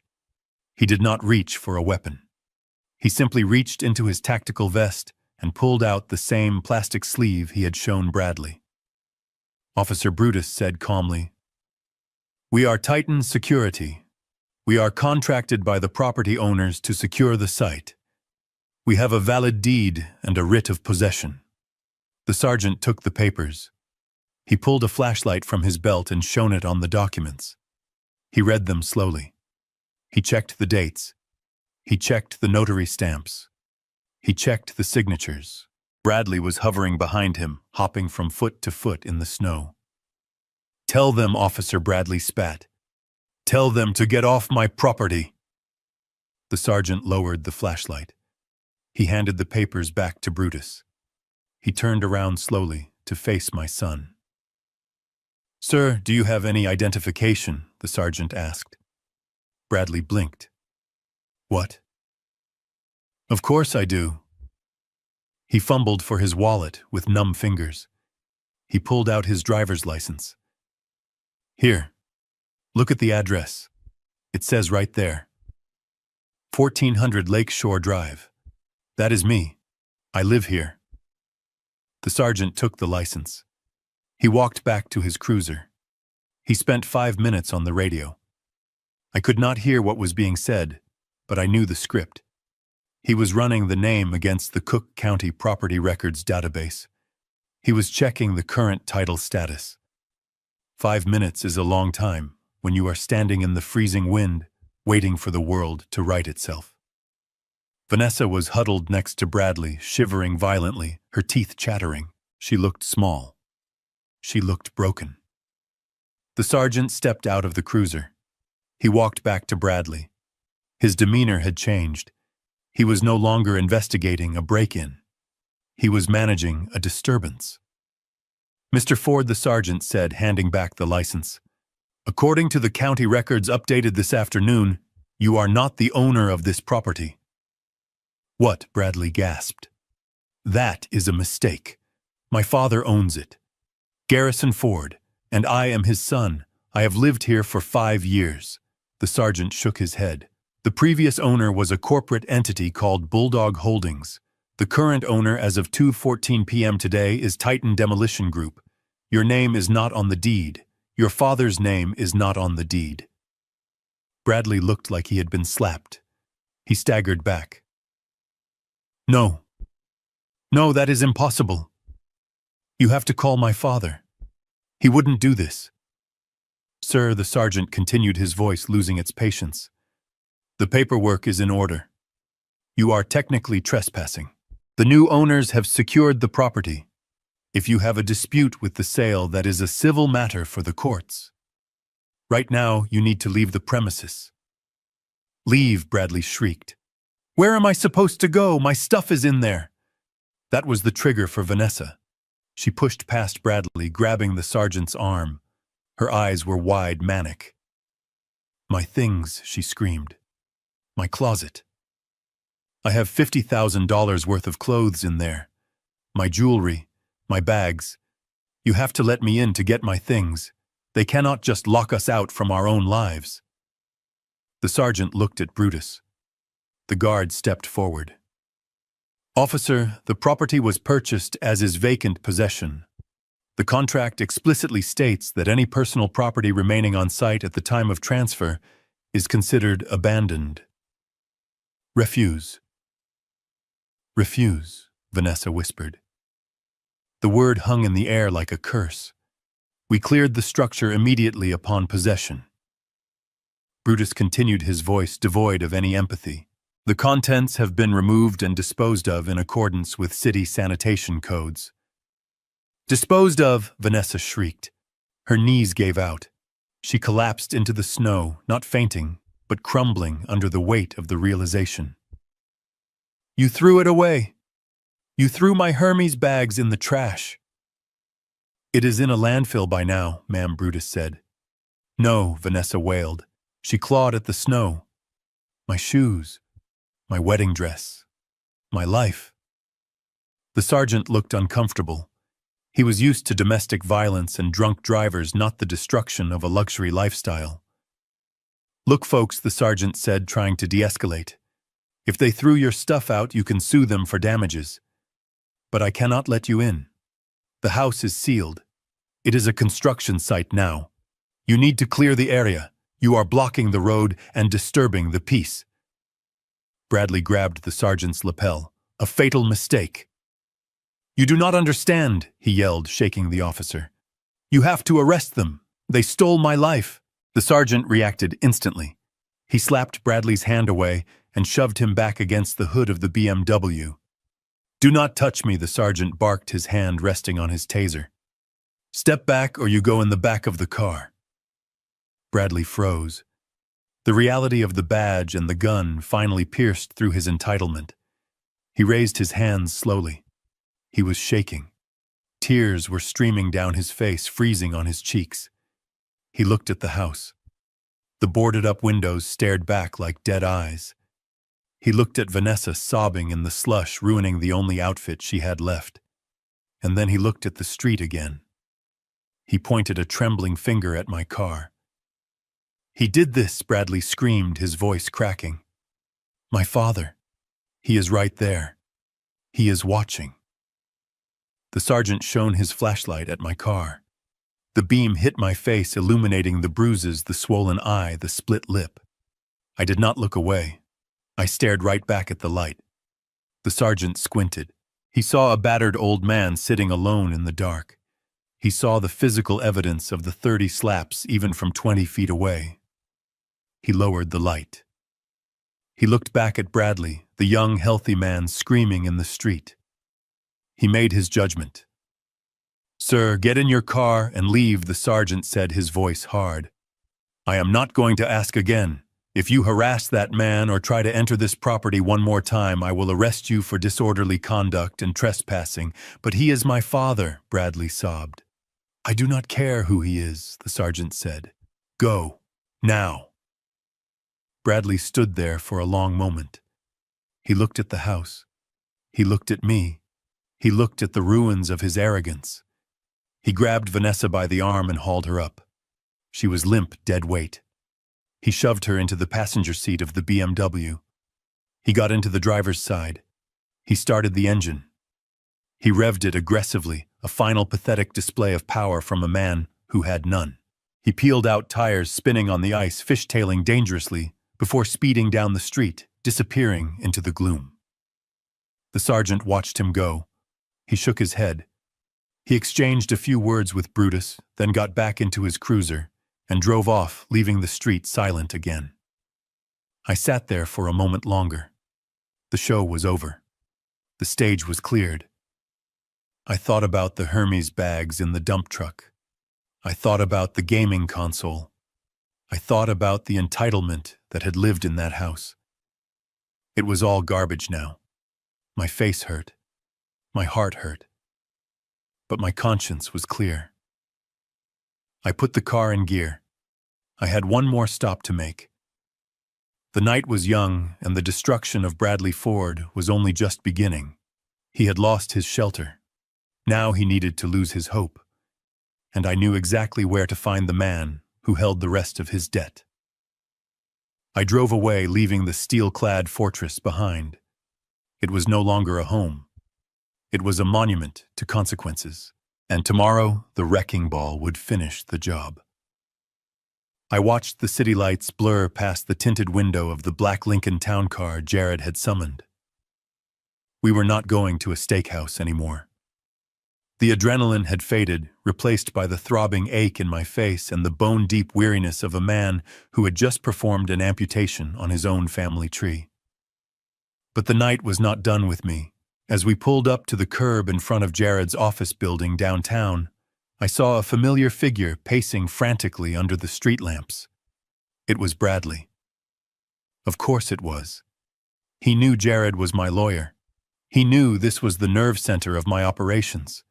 He was shivering in his unbuttoned coat, his face red from the cold, and the screaming, looking like a man who had just watched his winning lottery ticket burn to ash. He saw the car. He stopped pacing. His eyes locked onto mine through the glass wide and manic.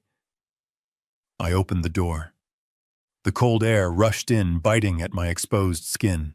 I planted my hickory cane on the icy sidewalk and hoisted myself up. My body felt heavy old, but my resolve was lighter than air. I stepped out into the wind, the collar of my coat turned up against the chill. Bradley rushed toward me. He did not run like a son running to a father. He ran like a creditor running to a debtor. He slipped on a patch of black ice, stumbled, righted himself, and came to a halt 3 feet away, his chest heaving. "Dad," he choked out, breath clouding in the freezing air. "What the hell are you doing? You sold my house. You threw my wife on the street. Are you insane?" I did not answer. I did not blink. I just looked at him. I looked at the man who had struck me 30 times less than 24 hours ago. I looked at the hands that were now clenched in fists at his sides, the same hands that had left the purple contusions blooming across my cheekbone. I leaned on my cane, letting the silence stretch between us like a loaded rubber band. Jared West stepped out of the car behind me. He moved smoothly, stepping between me and my son. He was not a big man, but he carried the weight of the law in his posture. He held 2 thick, cream-colored envelopes in his gloved hand. "Mr. Ford," Jared said, his voice cutting through the wind like a razor. "Step back." Bradley ignored him. He tried to look around. Jared tried to catch my eye. "Dad, talk to me. Stop hiding behind your lawyer. We need to fix this." Sergey called me. "Do you understand? He knows I lost the house. He is going to kill me." I stayed silent. I let his panic wash over me. It was not my storm anymore. Jared took a step forward, forcing Bradley to retreat. "Bradley, listen to me very carefully," Jared said. "Your father is not going to speak to you. Not tonight, not tomorrow, likely not ever again." Bradley scoffed, a desperate, hysterical sound. "That is bull. He is my father. He can't just cut me off." Jared extended the first envelope. "This is a temporary restraining order granted by Judge Harmon an hour ago," Jared said. "It is based on the emergency room report detailing the assault and battery Garrison Ford sustained last night. The bruising, the split lip, the concussion protocol." Bradley stared at the envelope. He did not take it. "Take it," Jared said. "It orders you to stay 500 feet away from Garrison Ford at all times. It orders you to cease all communication. No calls, no texts, no emails. If you violate this order, you will be arrested immediately." Bradley's face crumbled. He looked at me, his eyes pleading. "Dad, it was a mistake. I told you, I was stressed. I didn't mean to hurt you." I tapped my cane on the pavement. Once. A sharp final sound. I did not speak. Jared thrust the envelope into Bradley's chest. Bradley grabbed it reflexively. "And this," Jared said, holding up the second envelope. "This is from the accounting department of Bulldog Holdings." Bradley looked confused. "What?"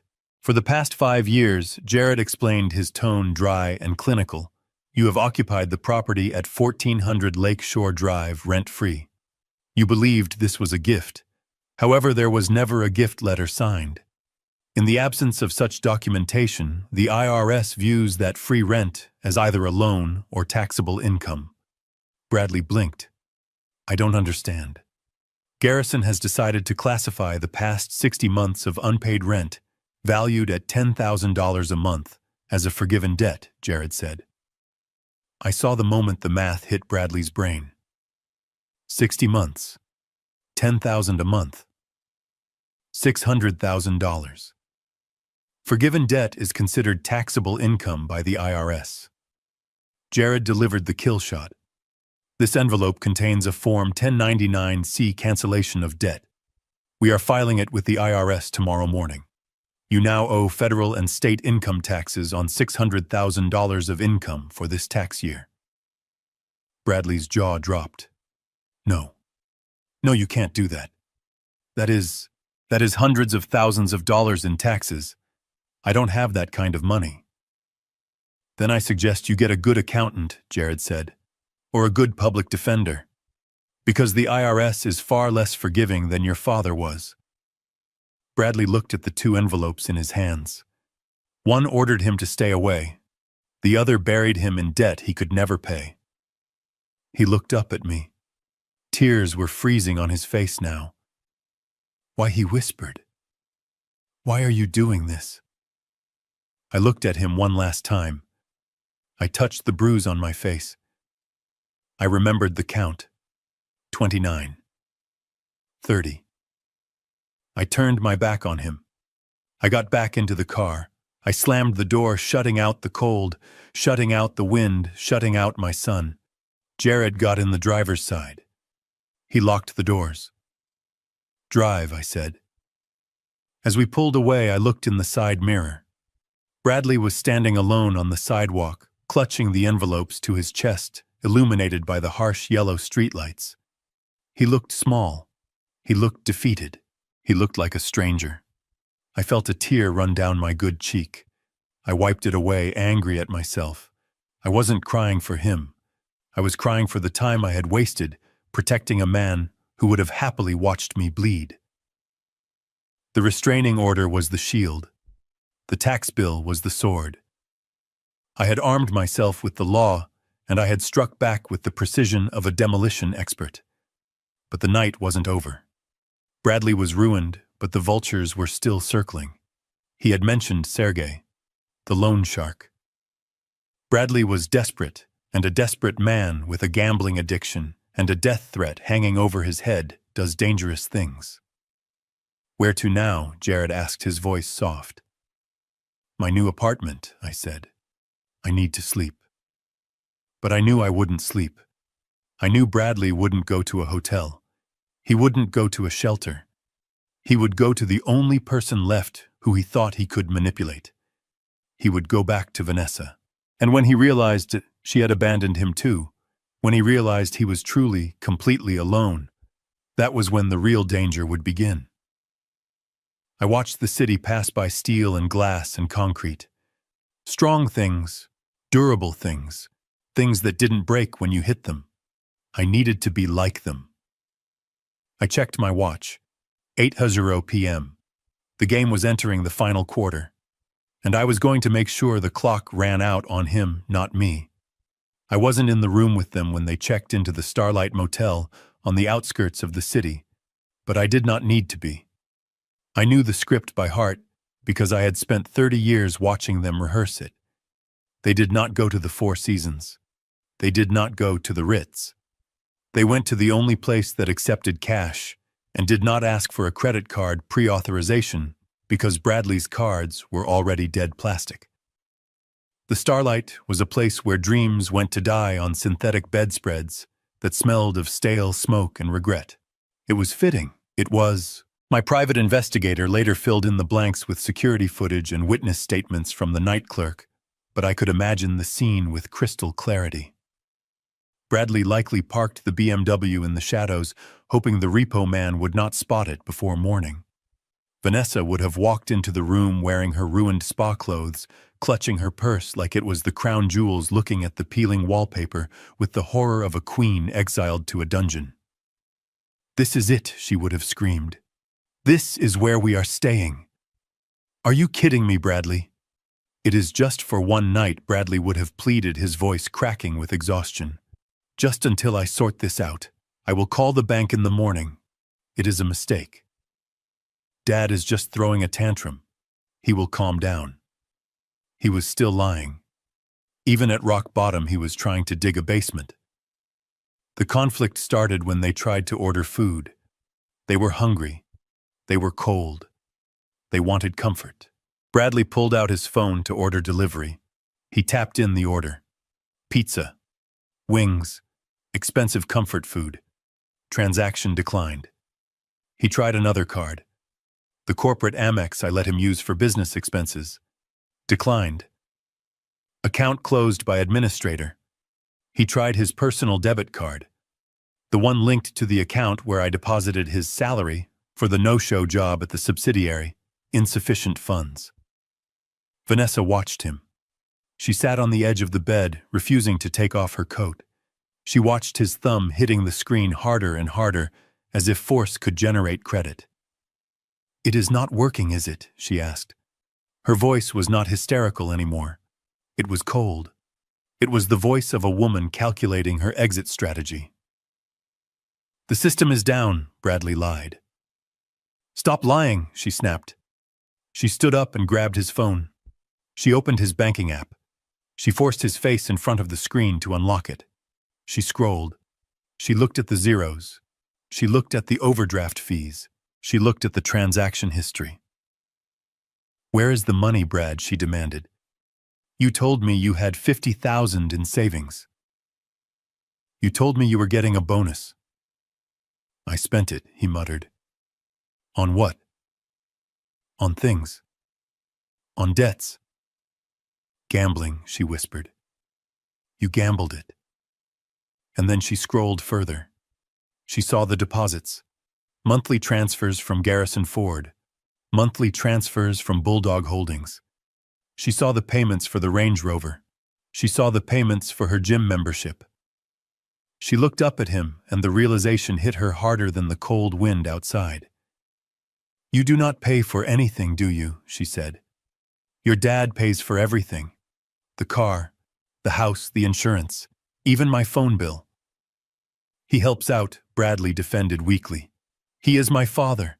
That is what fathers do." "He does not help out," she screamed, throwing the phone at him. "He owns you, and he just cut you off. We have nothing. You are nothing without him. I am a director of sales," Bradley shouted back, trying to salvage his ego. "I have a job." "You have a title," she spat. "You think your dad didn't arrange that too? You think you actually earned that corner office? You are a joke, Bradley. And now you are a broke joke." Bradley sat on the floor, his back against the graffiti-stained wall. He put his head in his hands. "Don't leave me, Ness," he sobbed. "Please, I can fix this. I have assets." "What assets?"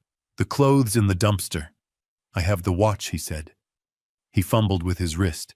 He unclasped the heavy gold Rolex Submariner he wore every day. The watch he flashed in meetings. The watch he told everyone cost $30,000.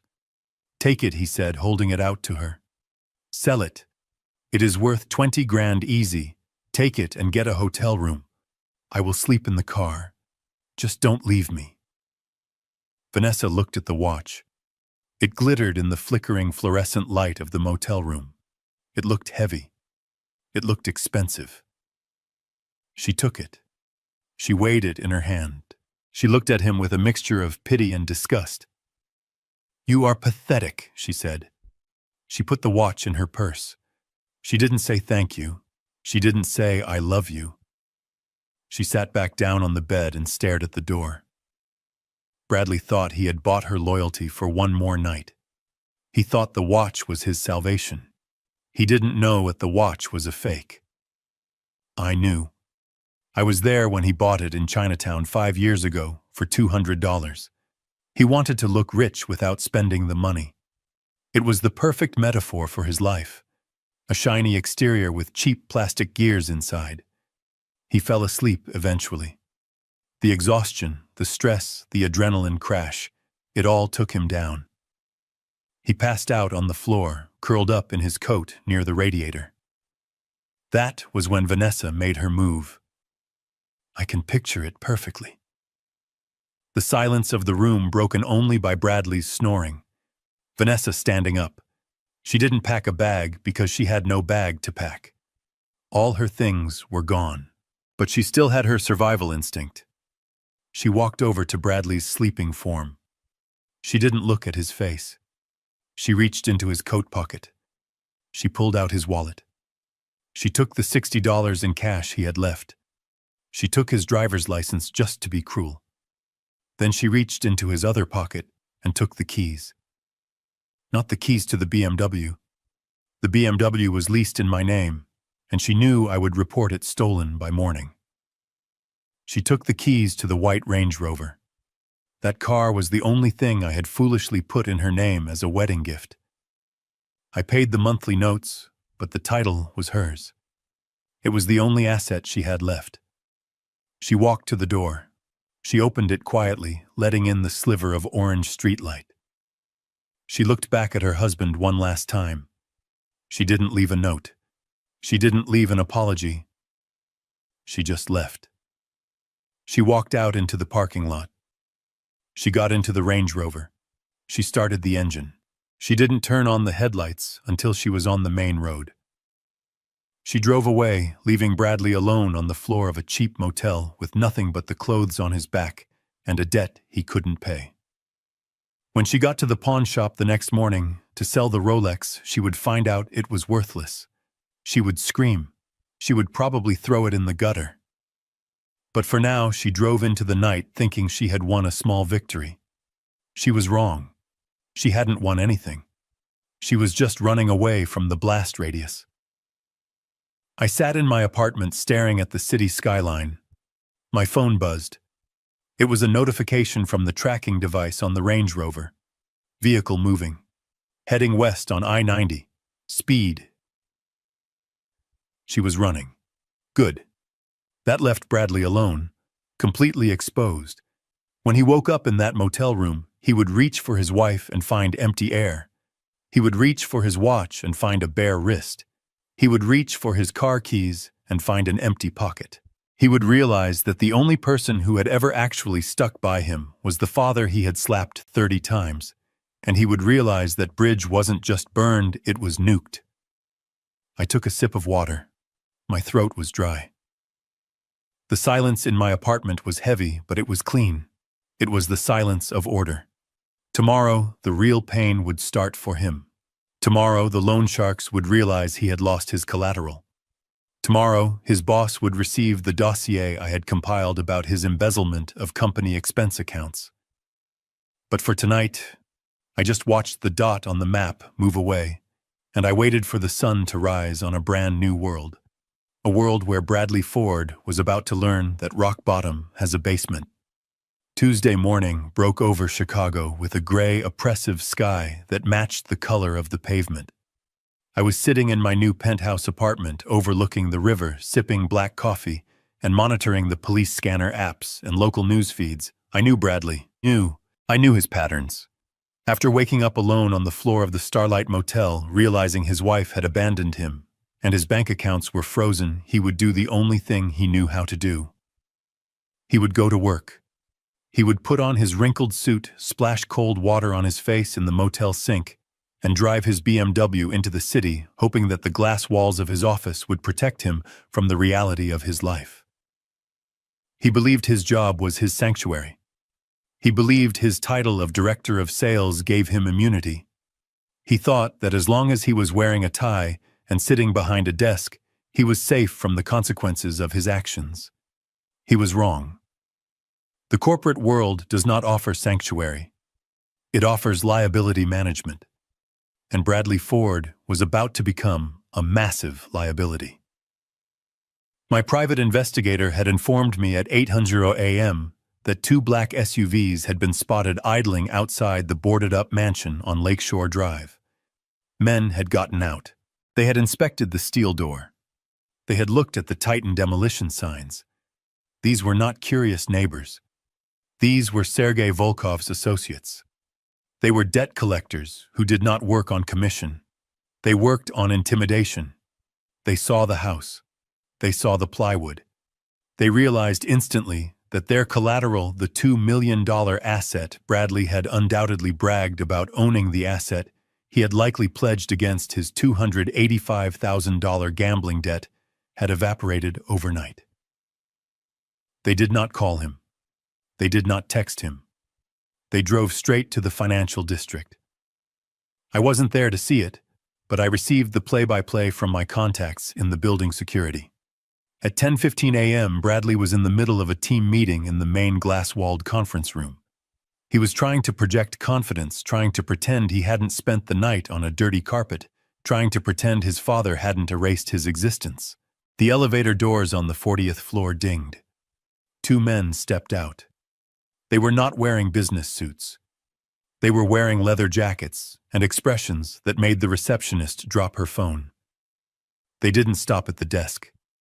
They walked straight past security, pushing through the glass double doors. Bradley saw them coming. Witnesses said he turned the color of old milk. He stood up, knocking his chair over. He tried to run toward the back exit, but there was nowhere to go. The conference room was a fishbowl. The first man, a giant with a shaved head, kicked the door open. The sound shattered the polite hum of the office. "Mr. Ford," the man said. His voice was low, but it carried across the entire floor. "We need to talk about your real estate portfolio." "Please," Bradley stammered, backing up against the whiteboard. "Not here. Please, guys, let's go outside. I have the money. It is coming today. My father is wiring it." He was still using my name, still using me as a shield even after I had thrown him to the wolves. The second man didn't speak. He just walked up to Bradley and punched him. It wasn't a movie punch. It was a professional, efficient strike to the solar plexus. Bradley folded in half, gasping for air, retching on the carpet in front of his entire sales team. The man grabbed Bradley by the hair and slammed his face into the mahogany conference table. Blood splattered onto the quarterly projection charts. "Where is the house, Bradley?" the man asked calmly. "Where is our collateral?" "It is sold." Bradley shrieked, blood bubbling from his nose. "He sold it." "I didn't know." The man hit him again. A sharp blow to the ribs. I imagined it felt very similar to the pain in my own chest, only Bradley didn't have the luxury of morphine. Security finally arrived, but they didn't intervene physically. They just stood back and radioed the police. Volkov's men knew exactly how much time they had. They dropped Bradley to the floor like a sack of wet cement. "Consider this a late fee," the bald man said. "You have 24 hours, or next time we take a finger." They walked out. They didn't run. They took the elevator down to the lobby and disappeared into the city traffic before the police sirens even grew loud. Bradley was left lying in a pool of his own blood, surrounded by his horrified colleagues. He tried to stand up. He tried to wipe his face with his sleeve. He looked at his boss, the vice president of operations, a man who valued quarterly earnings above human life. "I can explain," Bradley wheezed. "It is a misunderstanding." The VP didn't offer him a hand. He didn't ask if he needed an ambulance. He looked at the blood on the table. He looked at the traumatized staff. He looked at the liability. "You are fired, Ford," the VP said coldly. "Get your things and get out. Security escort him to the street." "But I need this job," Bradley begged.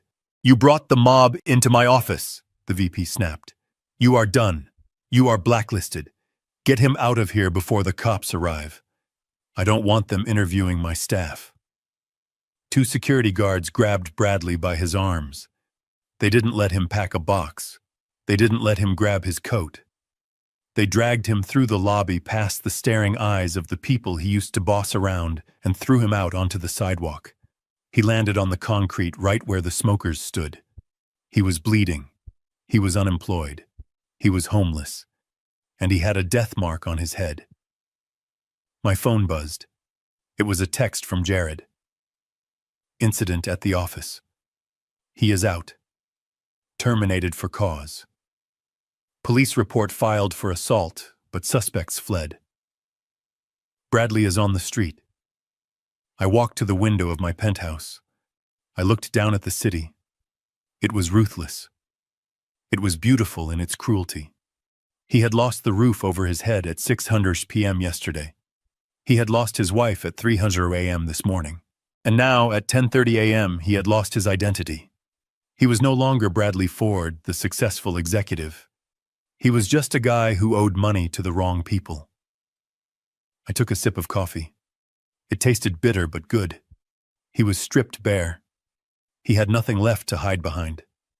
No house, no job, no spouse, no father. Now he would have to face the world as himself. And I suspected he was about to find out that Bradley Ford, without my money backing him up, wasn't worth the price of the suit he was bleeding on. I checked the time. He had 24 hours, according to the loan sharks. That meant he had about 6 hours before the panic turned into primal desperation. I sat down and waited. I knew where he would come. He had nowhere else to go. He would come to the source. He would come to me. And when he did, I would be ready with the final lesson. The one that would cost him more than just money. The intercom on the wall of my new penthouse buzzed at 8:45 p.m. It was a harsh electronic sound that sliced through the quiet jazz playing softly in the background. I was expecting it. A man like Bradley does not just disappear into the night. He claws. He scratches. He hunts for the softest target he knows. I walked over and pressed the button. Mr. Ford. The doorman's voice was tense. There is a man here who says he is your son. He is... Well, sir, he is in bad shape. He says it is a medical emergency. Should I call the police? I looked at the monitor. The camera showed a distorted black and white image of the lobby. Bradley was leaning against the marble desk. He looked like a specter. His suit jacket was torn. His face was a swollen mask of dried blood and fresh bruises. He was shaking so hard, the camera picked up the vibrations. Send him up, I said. I unlocked the door and left it ajar. I walked back to the living room and sat in my armchair facing the entrance. I placed my cane across my lap. I waited. I heard the elevator ding. I heard the heavy footsteps dragging down the hallway. The door creaked open. Bradley stumbled in. He didn't look at the view of the river. He didn't look at the expensive art. He looked straight at me. His eyes were bloodshot, wild, and terrified. He took 3 steps and collapsed. He didn't faint. He fell to his knees. He crawled the last few feet across the hardwood floor until he was right in front of me. He reached out to grab my leg, but I shifted the cane, blocking him. Do not touch me, I said. Dad, he sobbed. His voice was a wet gurgle. You have to help me. They are going to kill me. I looked down at him. How did you find me, Bradley? I hired a guy, he wheezed. A PI. I used the last $500 I had in my pocket. I had to find you. Dad, please. You have to listen. He tried to wipe his face with his sleeve, but only smeared more blood across his cheek. It was the alcohol, Dad. He started the litany of excuses spilling out like vomit. I was drunk. You know how I get when I drink scotch. I blacked out. I didn't mean to hit you. I swear to God I didn't mean it. It was the stress. The quotas at work. Vanessa. She was pressuring me. She made me crazy, Dad. She wanted the money. I was just trying to keep her happy. He was blaming the whiskey. He was blaming the job. He was blaming the wife he had abandoned in a motel room. He was blaming everyone but the man in the mirror. I am not a bad person, he cried, tears cutting tracks through the grime on his face. I am your son. I am the little boy you took fishing. Remember. Remember Lake Geneva. You can't let them kill me. Who is them? I asked, my voice flat. Volkov, he whispered. The name made him shudder. Sergei Volkov. His guys came to the office, Dad. They beat me. They embarrassed me. They said, if I don't have the 285,000 by tomorrow morning, they are going to start cutting pieces off me. He held up his hands. They were trembling violently. They said they will take my thumbs first, Dad. I need my hands. I can't work without my hands. Please, just write the check. I will pay you back. I swear I will. I will get a new job. I will go to meetings. I will do whatever you want. Just save me. One last time. He put his head on the floor, his forehead touching the toe of my shoe. He was prostrating himself. It was a performance of absolute submission. I watched him. I looked for a single spark of genuine remorse. I looked for a sign that he was sorry for the pain he caused me, not just the pain he was feeling. I saw nothing. I saw a man who was sorry he got caught. I saw a man who was sorry his safety net had snapped. I saw a manipulator playing his final card, the pity card. You hired a private investigator, I said slowly, instead of paying your debt, instead of buying food, instead of getting a hotel room. You used your last dime to hunt me down so you could beg. I had no choice, he wailed, looking up. You are the only one who can fix this. You have millions, Dad. This is nothing to you. It is pocket change. Why are you being so cruel? It is just money. Just money. That was the phrase that sealed it. To him, it was just money. To me, it was 40 years of freezing mornings on construction sites. It was missed birthdays. It was back surgeries and ulcers. It was my life encoded in dollars. He didn't want a father. He wanted an ATM that breathed. I leaned forward. The leather of my chair creaked. Bradley stopped crying for a second, hope flaring in his eyes. He thought I was reaching for my checkbook. He thought the old man was cracking. He thought the tears had worked. Get up, I said. He scrambled to his feet, wiping his nose. You will do it. Thank you, Dad. Thank you. I knew you wouldn't let me die. I knew you loved me. I stood up facing him. I was eye level with him now. I saw the relief washing over him. The arrogance was already starting to creep back in. He was already thinking about how he would spin this to his friends, how he played the old man one last time. I didn't say I would pay it. I said. Bradley froze. What? I said, get up because you are ruining my rug. Bradley's face twisted. Confusion turned to anger, then back to terror. Dad, stop playing games. They are going to cut my fingers off. I walked past him. I walked to the wet bar. I poured a glass of water. I drank it slowly while he watched me. You said it was the alcohol, I said, turning back to him. You said you didn't mean it. You said it was just stress. Yes, he nodded frantically. Yes, exactly. I was not myself. I walked over to the side table where my laptop sat, connected to the massive flat-screen television mounted on the wall. I want to show you something, Bradley, I said. I want to show you exactly who you are when you think no one is watching. I tapped a key on the laptop. The television screen flickered to life. Bradley looked at the screen. He frowned. What is this? Just watch, I said. And then I pressed play. The video that filled the screen was high definition. It was stable. And it was damning. It was the footage Vanessa had recorded on her phone the night of the party. The footage I had extracted from her cloud account after finding her discarded laptop in the trash pile. It showed everything. The locked door, the taunting, and then the first slap. 1. Bradley stared at the screen. He watched himself strike his father. 2. He watched himself scream. Sign it, old man. 3. He watched the blood spray from my lip. He turned to me. His face was the color of ash.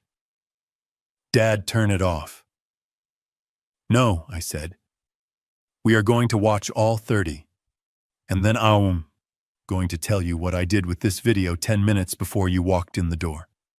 The sound of my own flesh breaking filled the penthouse living room, amplified by the surround sound speakers. It was a wet, sharp crack that echoed off the floor to ceiling windows. On the screen, the high-definition image was brutal. Bradley's face was twisted into a snarl of pure animalistic rage. My face was a mask of shock and blood. 4, 5, 6.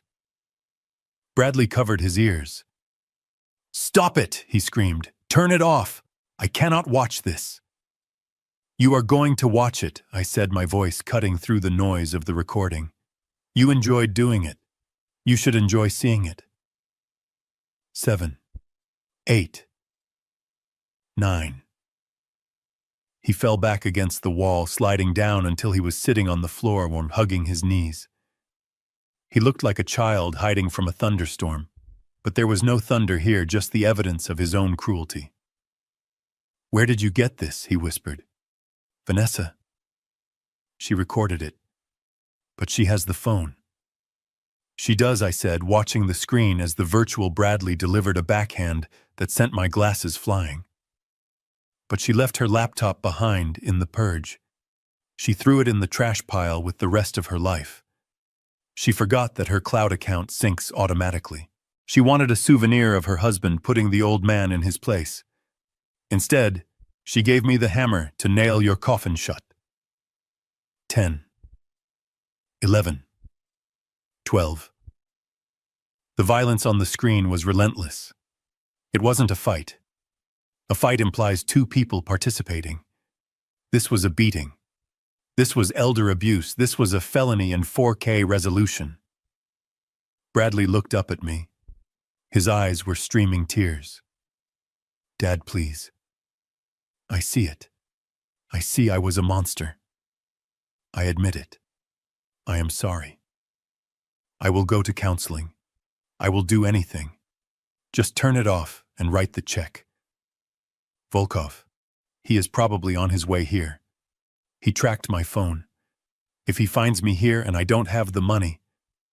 He still didn't get it. He still thought this was a negotiation. He still thought this was about leverage. He thought I was showing him the video to shame him into submission so I could play the benevolent savior one last time. 13, 14, 15. I paused the video. The image froze on Bradley's fist, raised mid-strike, his face contorted in a scream of hatred. "You think I showed you this to teach you a lesson?" I asked. "Yes." Bradley nodded eagerly, wiping his bloody nose. "Yes. You wanted me to see how bad I got. I see it, Dad. I promise. I am changed. Now please help me." I walked over to the window.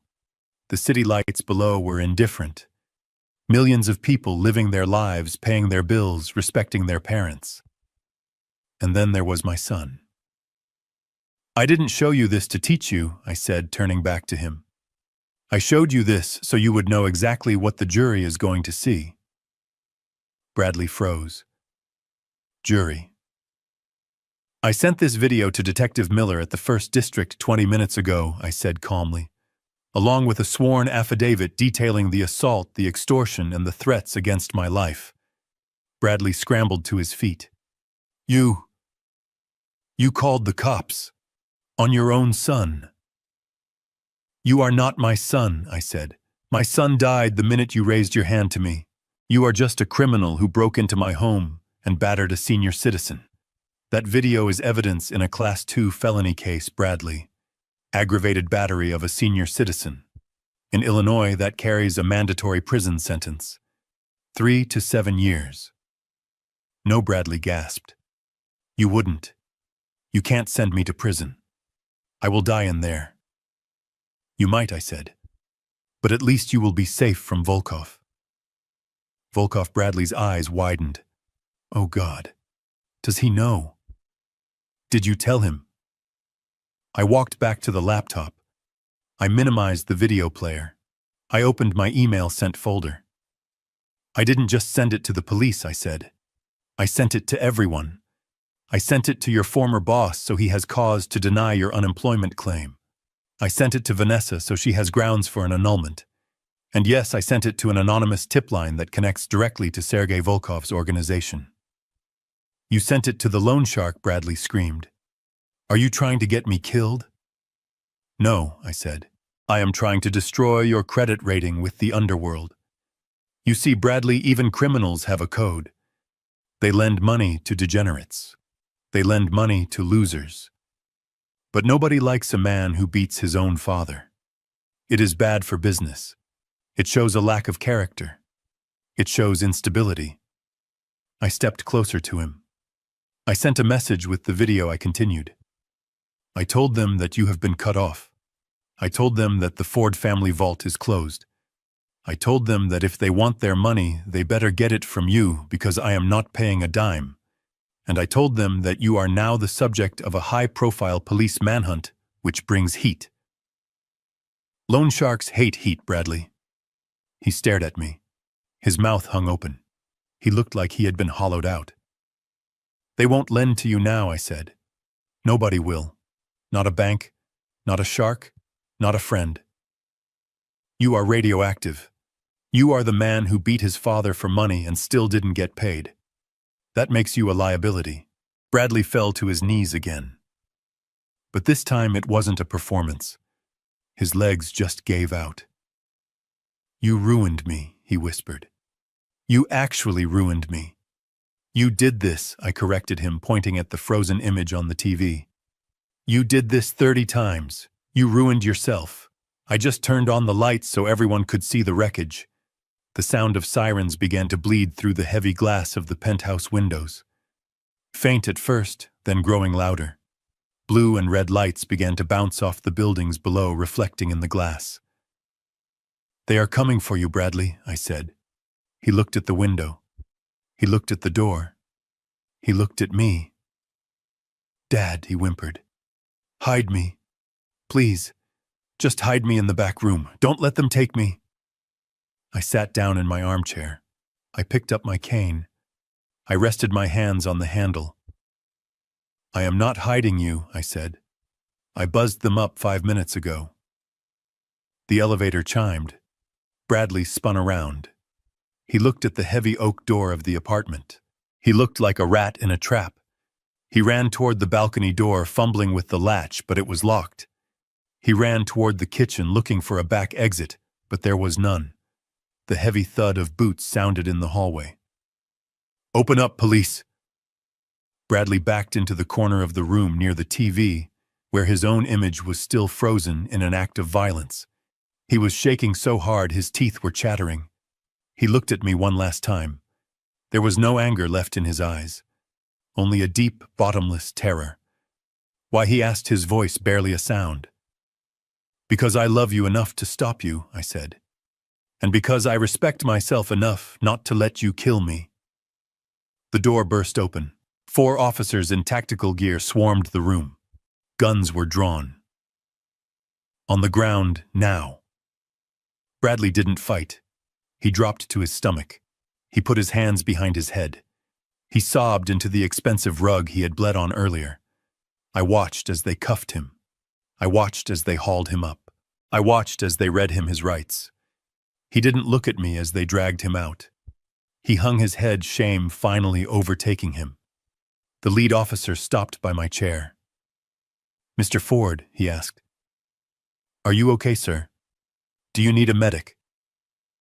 I touched the bruise on my face. It still hurt. It would hurt for a long time. No, officer, I said. I am fine. I just need some peace and quiet. They took him away. The door closed. The sirens faded as they drove him to the precinct. I was alone in my penthouse. The video was still paused on the screen. I picked up the remote and turned off the TV. The room went dark save for the city lights outside. I walked to the window. I looked down at the street. I saw the squad car merge into traffic, carrying my son away from his debts, away from his mistakes, and away from me. He was safe now, in a cage but safe. Volkov couldn't touch him in county lockup. He would have 3 meals a day. He would have a bed. He would have time to think. It was the most expensive gift I had ever given him. It cost me a house. It cost me my heart. But it might just save his life. I poured myself another glass of water. My hand was steady. The 30 slaps were finished. The count was 0. I took a deep breath, and for the first time in 5 years, I felt the weight lift off my chest. It was over. Now I could finally start rebuilding. Not a skyscraper, not a business, but a life, my life. The silence of the police precinct was different from the silence of my penthouse. It was a busy silence filled with the scratching of pens, the hum of old computers, and the low murmur of misery. I sat in an interrogation room not as a suspect, but as a victim. A detective named Miller sat across from me. He was a young man with tired eyes and a coffee stain on his tie. On the metal table between us lay a tablet playing the video of my son beating me. We watched it together. I had seen it before, but seeing it here in this cold, sterile room gave it a new weight. It was no longer a family tragedy. It was evidence. It was Exhibit A. Detective Miller paused the video at the 15th slap. He looked at me. He looked at the bruises that had turned my face into a topographic map of pain. "Mr. Ford," he said, his voice quiet. "I have been on this job for 12 years. I have seen bar fights, gang shootings, and domestic disputes, but I have never seen something this systematic." He counted them. He literally counted them while he hit you. "He likes to be precise," I said, rubbing my aching jaw. "He is a numbers guy." The door opened and a woman walked in. She was sharp dressed in a charcoal suit, carrying a leather briefcase that looked heavy enough to crack a skull. She introduced herself as Assistant State Attorney Reynolds. She did not offer me pity. She offered me strategy. "We are not going with simple battery," she announced, sitting down. "We are upgrading the charges. This is aggravated battery of a senior citizen. In Illinois, that is a Class 2 felony. But given the duration of the attack and the premeditated nature of the extortion, we are pushing for Class 1. "What does that mean for him?" I asked. She opened a file. "It means mandatory prison time, Mr. Ford. Probation is not on the table. But that is not all." I watched the video. I counted the strikes. 30, I said. 30, she confirmed. "Usually in a fight we charge a single count of battery for the entire incident. But this wasn't a fight. You were seated. You were non-combative. There were pauses between strikes. He had time to stop. He had time to think. He chose to continue 30 separate times." She leaned forward, her eyes locking onto mine. "I am charging him with 30 separate counts of aggravated battery," she said. "1 count for every single time his hand made contact with your face. I am stacking them. I did the math in my head. 30 counts. Even if they ran concurrently, the sentence would be substantial. If they ran consecutively, he would be an old man when he got out." "Is that excessive?" I asked. Not because I wanted to save him, but because I wanted to understand the weapon she was wielding. "He beat his own father for money," Reynolds said coldly. "He filmed it. He mocked you. No jury will think it is excessive. They will think it is justice. We are also adding a charge of attempted extortion and unlawful restraint for locking you in that room. Mr. Ford, your son is looking at 20 years minimum." 20 years. I nodded. "Do it." 3 days later, I sat in the back row of the Cook County Criminal Court. The room smelled of floor wax and fear. It was arraignment day. The gallery was filled with families of defendants, mothers crying, girlfriends clutching babies. But I was alone. When the bailiff called out "The People versus Bradley Ford," the room went quiet. A side door opened. Bradley walked in.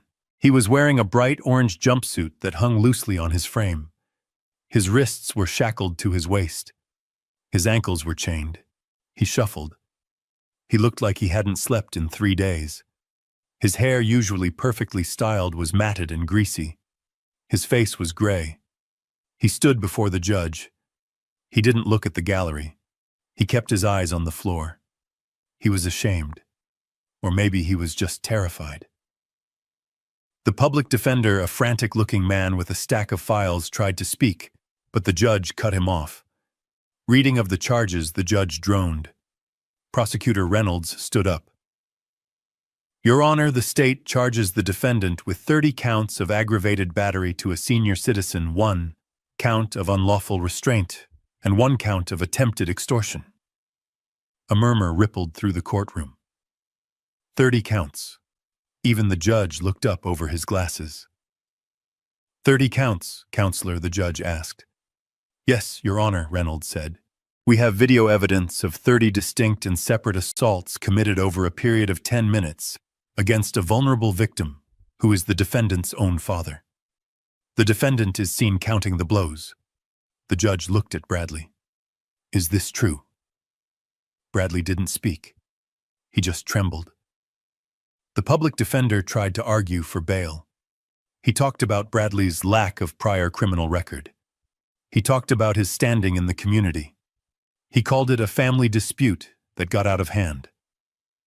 Reynolds countered immediately. "Your Honor, the defendant has no fixed address. He has just been terminated from his employment. He has significant gambling debts to organized crime figures, making him a severe flight risk. Furthermore, the brutality of the assault captured on video demonstrates a clear and present danger to the victim and the community." The judge nodded. He picked up his gavel. "Given the nature of the charges and the flight risk, bail is denied," the judge ruled. "The defendant will be remanded to the custody of the Cook County Sheriff pending trial." Bradley's head snapped up. "No bail," he gasped. He turned around. He scanned the room frantically. He was looking for a savior. He was looking for me. Our eyes met across the rows of wooden benches. I saw the question in his eyes. "Help me." I did not move. I did not nod. I simply looked at him. I let him see the bruise on my face. I let him see the damage he had done. The bailiff grabbed Bradley's arm. "Let's go, Ford." Bradley didn't scream this time. He didn't fight. He just sagged. The fight had left him. He let them lead him away, the chains clinking with every step, a slow, rhythmic sound that sounded like a clock counting down the rest of his youth. I walked out of the courtroom. The air outside was still cold, but the sun was shining. I thought about the 30 counts. It was a lot. It was heavy. But so was the betrayal. He was going to prison. He would lose his freedom. He would lose his future. But in a strange, twisted way, he was safe. The loan sharks couldn't get him in solitary confinement. The debts would rot while he sat in a cell. I had saved his life by destroying it. I hailed a cab. I gave the driver the address of my new office. I had work to do. I had a business to run. I had a grandson, Leo, who lived with Bradley's first wife in a small apartment 3 towns over. I hadn't seen him in years because Bradley had forbidden it, using the boy as a pawn. But Bradley wasn't in charge anymore. The king was dead. Long live the king. I took out my phone. I dialed the number for Leo's mother. It was time to redirect the resources. It was time to invest in a Ford who might actually have a future. The legal system had done its job. Now it was time for me to do mine. I wasn't just a victim. I was a survivor. And survivors don't look back at the wreckage. They look at the road ahead. 6 months is a long time in the construction business. It is enough time to break ground, pour a foundation, raise a steel skeleton, and enclose a structure in glass. It is enough time to change a skyline. It is also enough time to bury a past life and build a new one on top of the rubble. I sat on the balcony of my penthouse watching the summer sun glitter off the surface of Lake Michigan. The ice was gone. The gray, oppressive winter sky had been replaced by a brilliant, endless blue. The wind was no longer biting. It was a gentle breeze that smelled of fresh water and expensive sunscreen. My iPad chimed on the glass table next to my coffee. I swiped the screen. The face of an 8-year-old boy filled the frame. He was grinning, missing a front tooth, his face smeared with dirt and happiness. "Hi, Grandpa Leo," shouted his voice tinny through the speakers. "Look what I got." He held up a plastic gold trophy. It was cheap. It was small. It was magnificent. "We won the league." Grandpa Leo beamed. "I hit a double. Mom took me for ice cream." "That is amazing, Leo," I said, my voice soft. "I am proud of you." I looked at the boy. He had my eyes. He had his mother's kindness. He was Bradley's son from his first marriage, the wife Bradley had cheated on and abandoned because she wasn't flashy enough for his sales director lifestyle. For years, Bradley had kept Leo away from me, using access to my grandson as a bargaining chip for money. But Bradley wasn't the gatekeeper anymore. "Did you get the package I sent?" I asked. "Yeah," Leo said, his eyes going wide. "The new glove. It is awesome. Mom says it is too expensive to use in the dirt, but I told her you said it was made for catching." "Use it in the dirt," I said. "Get it messy. That is what it is for. Leather gets better when you work it." I watched him talk for another 10 minutes. I listened to his stories about school, about his dog, about his life. I was not just a wallet to him. I was Grandpa. I was the man who called every Sunday. I was the man who set up a trust fund that would ensure he went to college debt-free. I was investing in the future instead of subsidizing a failure. "I love you," Grandpa Leo said, before hanging up. "I love you too, kid." The screen went black. I sat back in my chair. The silence of the penthouse was not lonely. It was peaceful. It was the silence of a ledger that had finally been balanced. I took a sip of my coffee. I looked toward the north, toward Lake Shore Drive. I couldn't see the old lot from here, but I knew what it looked like. I had driven past it yesterday. The mansion was gone. Bulldog flippers had moved fast. They had stripped it, gutted it, and bulldozed it in 3 days. Now it was a flat, graded lot surrounded by construction fencing. A sign out front announced the coming of a boutique retail center. My son's kingdom had been erased. There was no monument to his ego left standing. Just dirt waiting for a better tenant. Bradley was gone too. The trial had been swift. The video evidence was irrefutable. The 30 counts of aggravated battery combined with the financial fraud and the threats resulted in a sentence that sent a message. 10 years. He was currently residing in the Stateville Correctional Center. He had a bed. He had meals. He had time. And he had safety from Volkov. He wrote me letters. One every week. I recognized the handwriting on the envelopes. I did not open them. I put them in a shredder. I did not need to read his apologies or his accusations. I knew who he was. I had seen his true face when he thought he had the power. Vanessa had not fared much better. My private investigator sent me a photo last week. She was working as a waitress at a roadside diner in Gary, Indiana. She looked tired. She looked older than 28. She was wearing a uniform that did not fit, and shoes that were made for working, not for walking runways. She was paying off her debts, one tip at a time. It was a slow, painful education in reality, but it was an education nonetheless. I touched my cheek. The skin was smooth. The bruises had faded months ago. The split lip had healed, leaving only a tiny white scar that you had to look closely to see. But I knew it was there. I stood up and walked to the railing. I looked down at the city of Chicago. It was a tough city. It broke people who were weak. It broke people who were fake. But it respected people who could take a hit and keep standing. I had lost a son.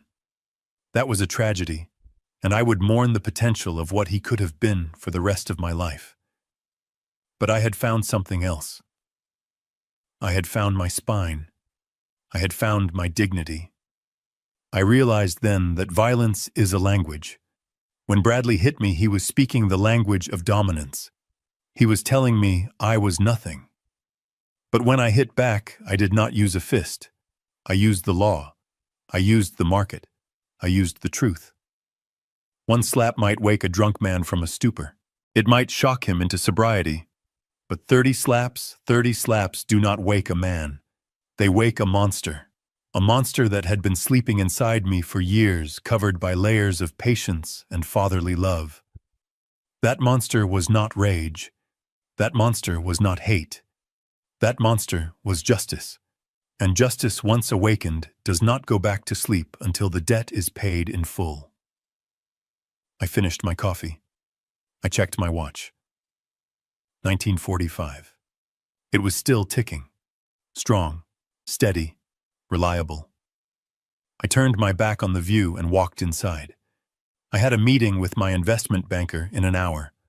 We were setting up a scholarship fund for underprivileged kids who wanted to learn construction. I was going to build things. I was going to leave a mark. Bradley Ford was history. Garrison Ford was just getting started. We often mistake enabling for love, believing that shielding our children from the world's harsh realities is a kindness. It is not. It is a slow poison that breeds entitlement and rots character. And to you listening to this story, remember this. I didn't lose my son the night he raised his hand. I lost him years earlier, the moment I chose money over truth. I prayed to God for peace, but I ignored the lessons he kept placing in front of me. I asked God to protect my family, yet I protected behavior that should never have been tolerated. And only when everything burned did I finally understand what God was trying to teach me. If there is one thing I want you to take from this family story, it's this: don't repeat my mistake. Love is not silence. Support is not surrender. And enabling is not mercy. This family story cost me years of blindness, and I share it so yours doesn't have to end the same way. In many grandpa stories, elders are shown as weak, passive, or outdated. This is not one of those grandpa stories. This is a warning, a mirror. And if this family story made you uncomfortable, that's because it's meant to. Real growth rarely feels gentle. If these grandpa stories resonate with you, leave a comment and tell me what you would have done differently. Share this family story with someone who may need it, and consider subscribing if you value stories that speak truth quietly but firmly. Thank you for staying with me until the very end. And a final note: upcoming stories may include fictional elements crafted for educational and reflective purposes. If this type of content isn't for you, feel free to step away and choose something better suited to your comfort.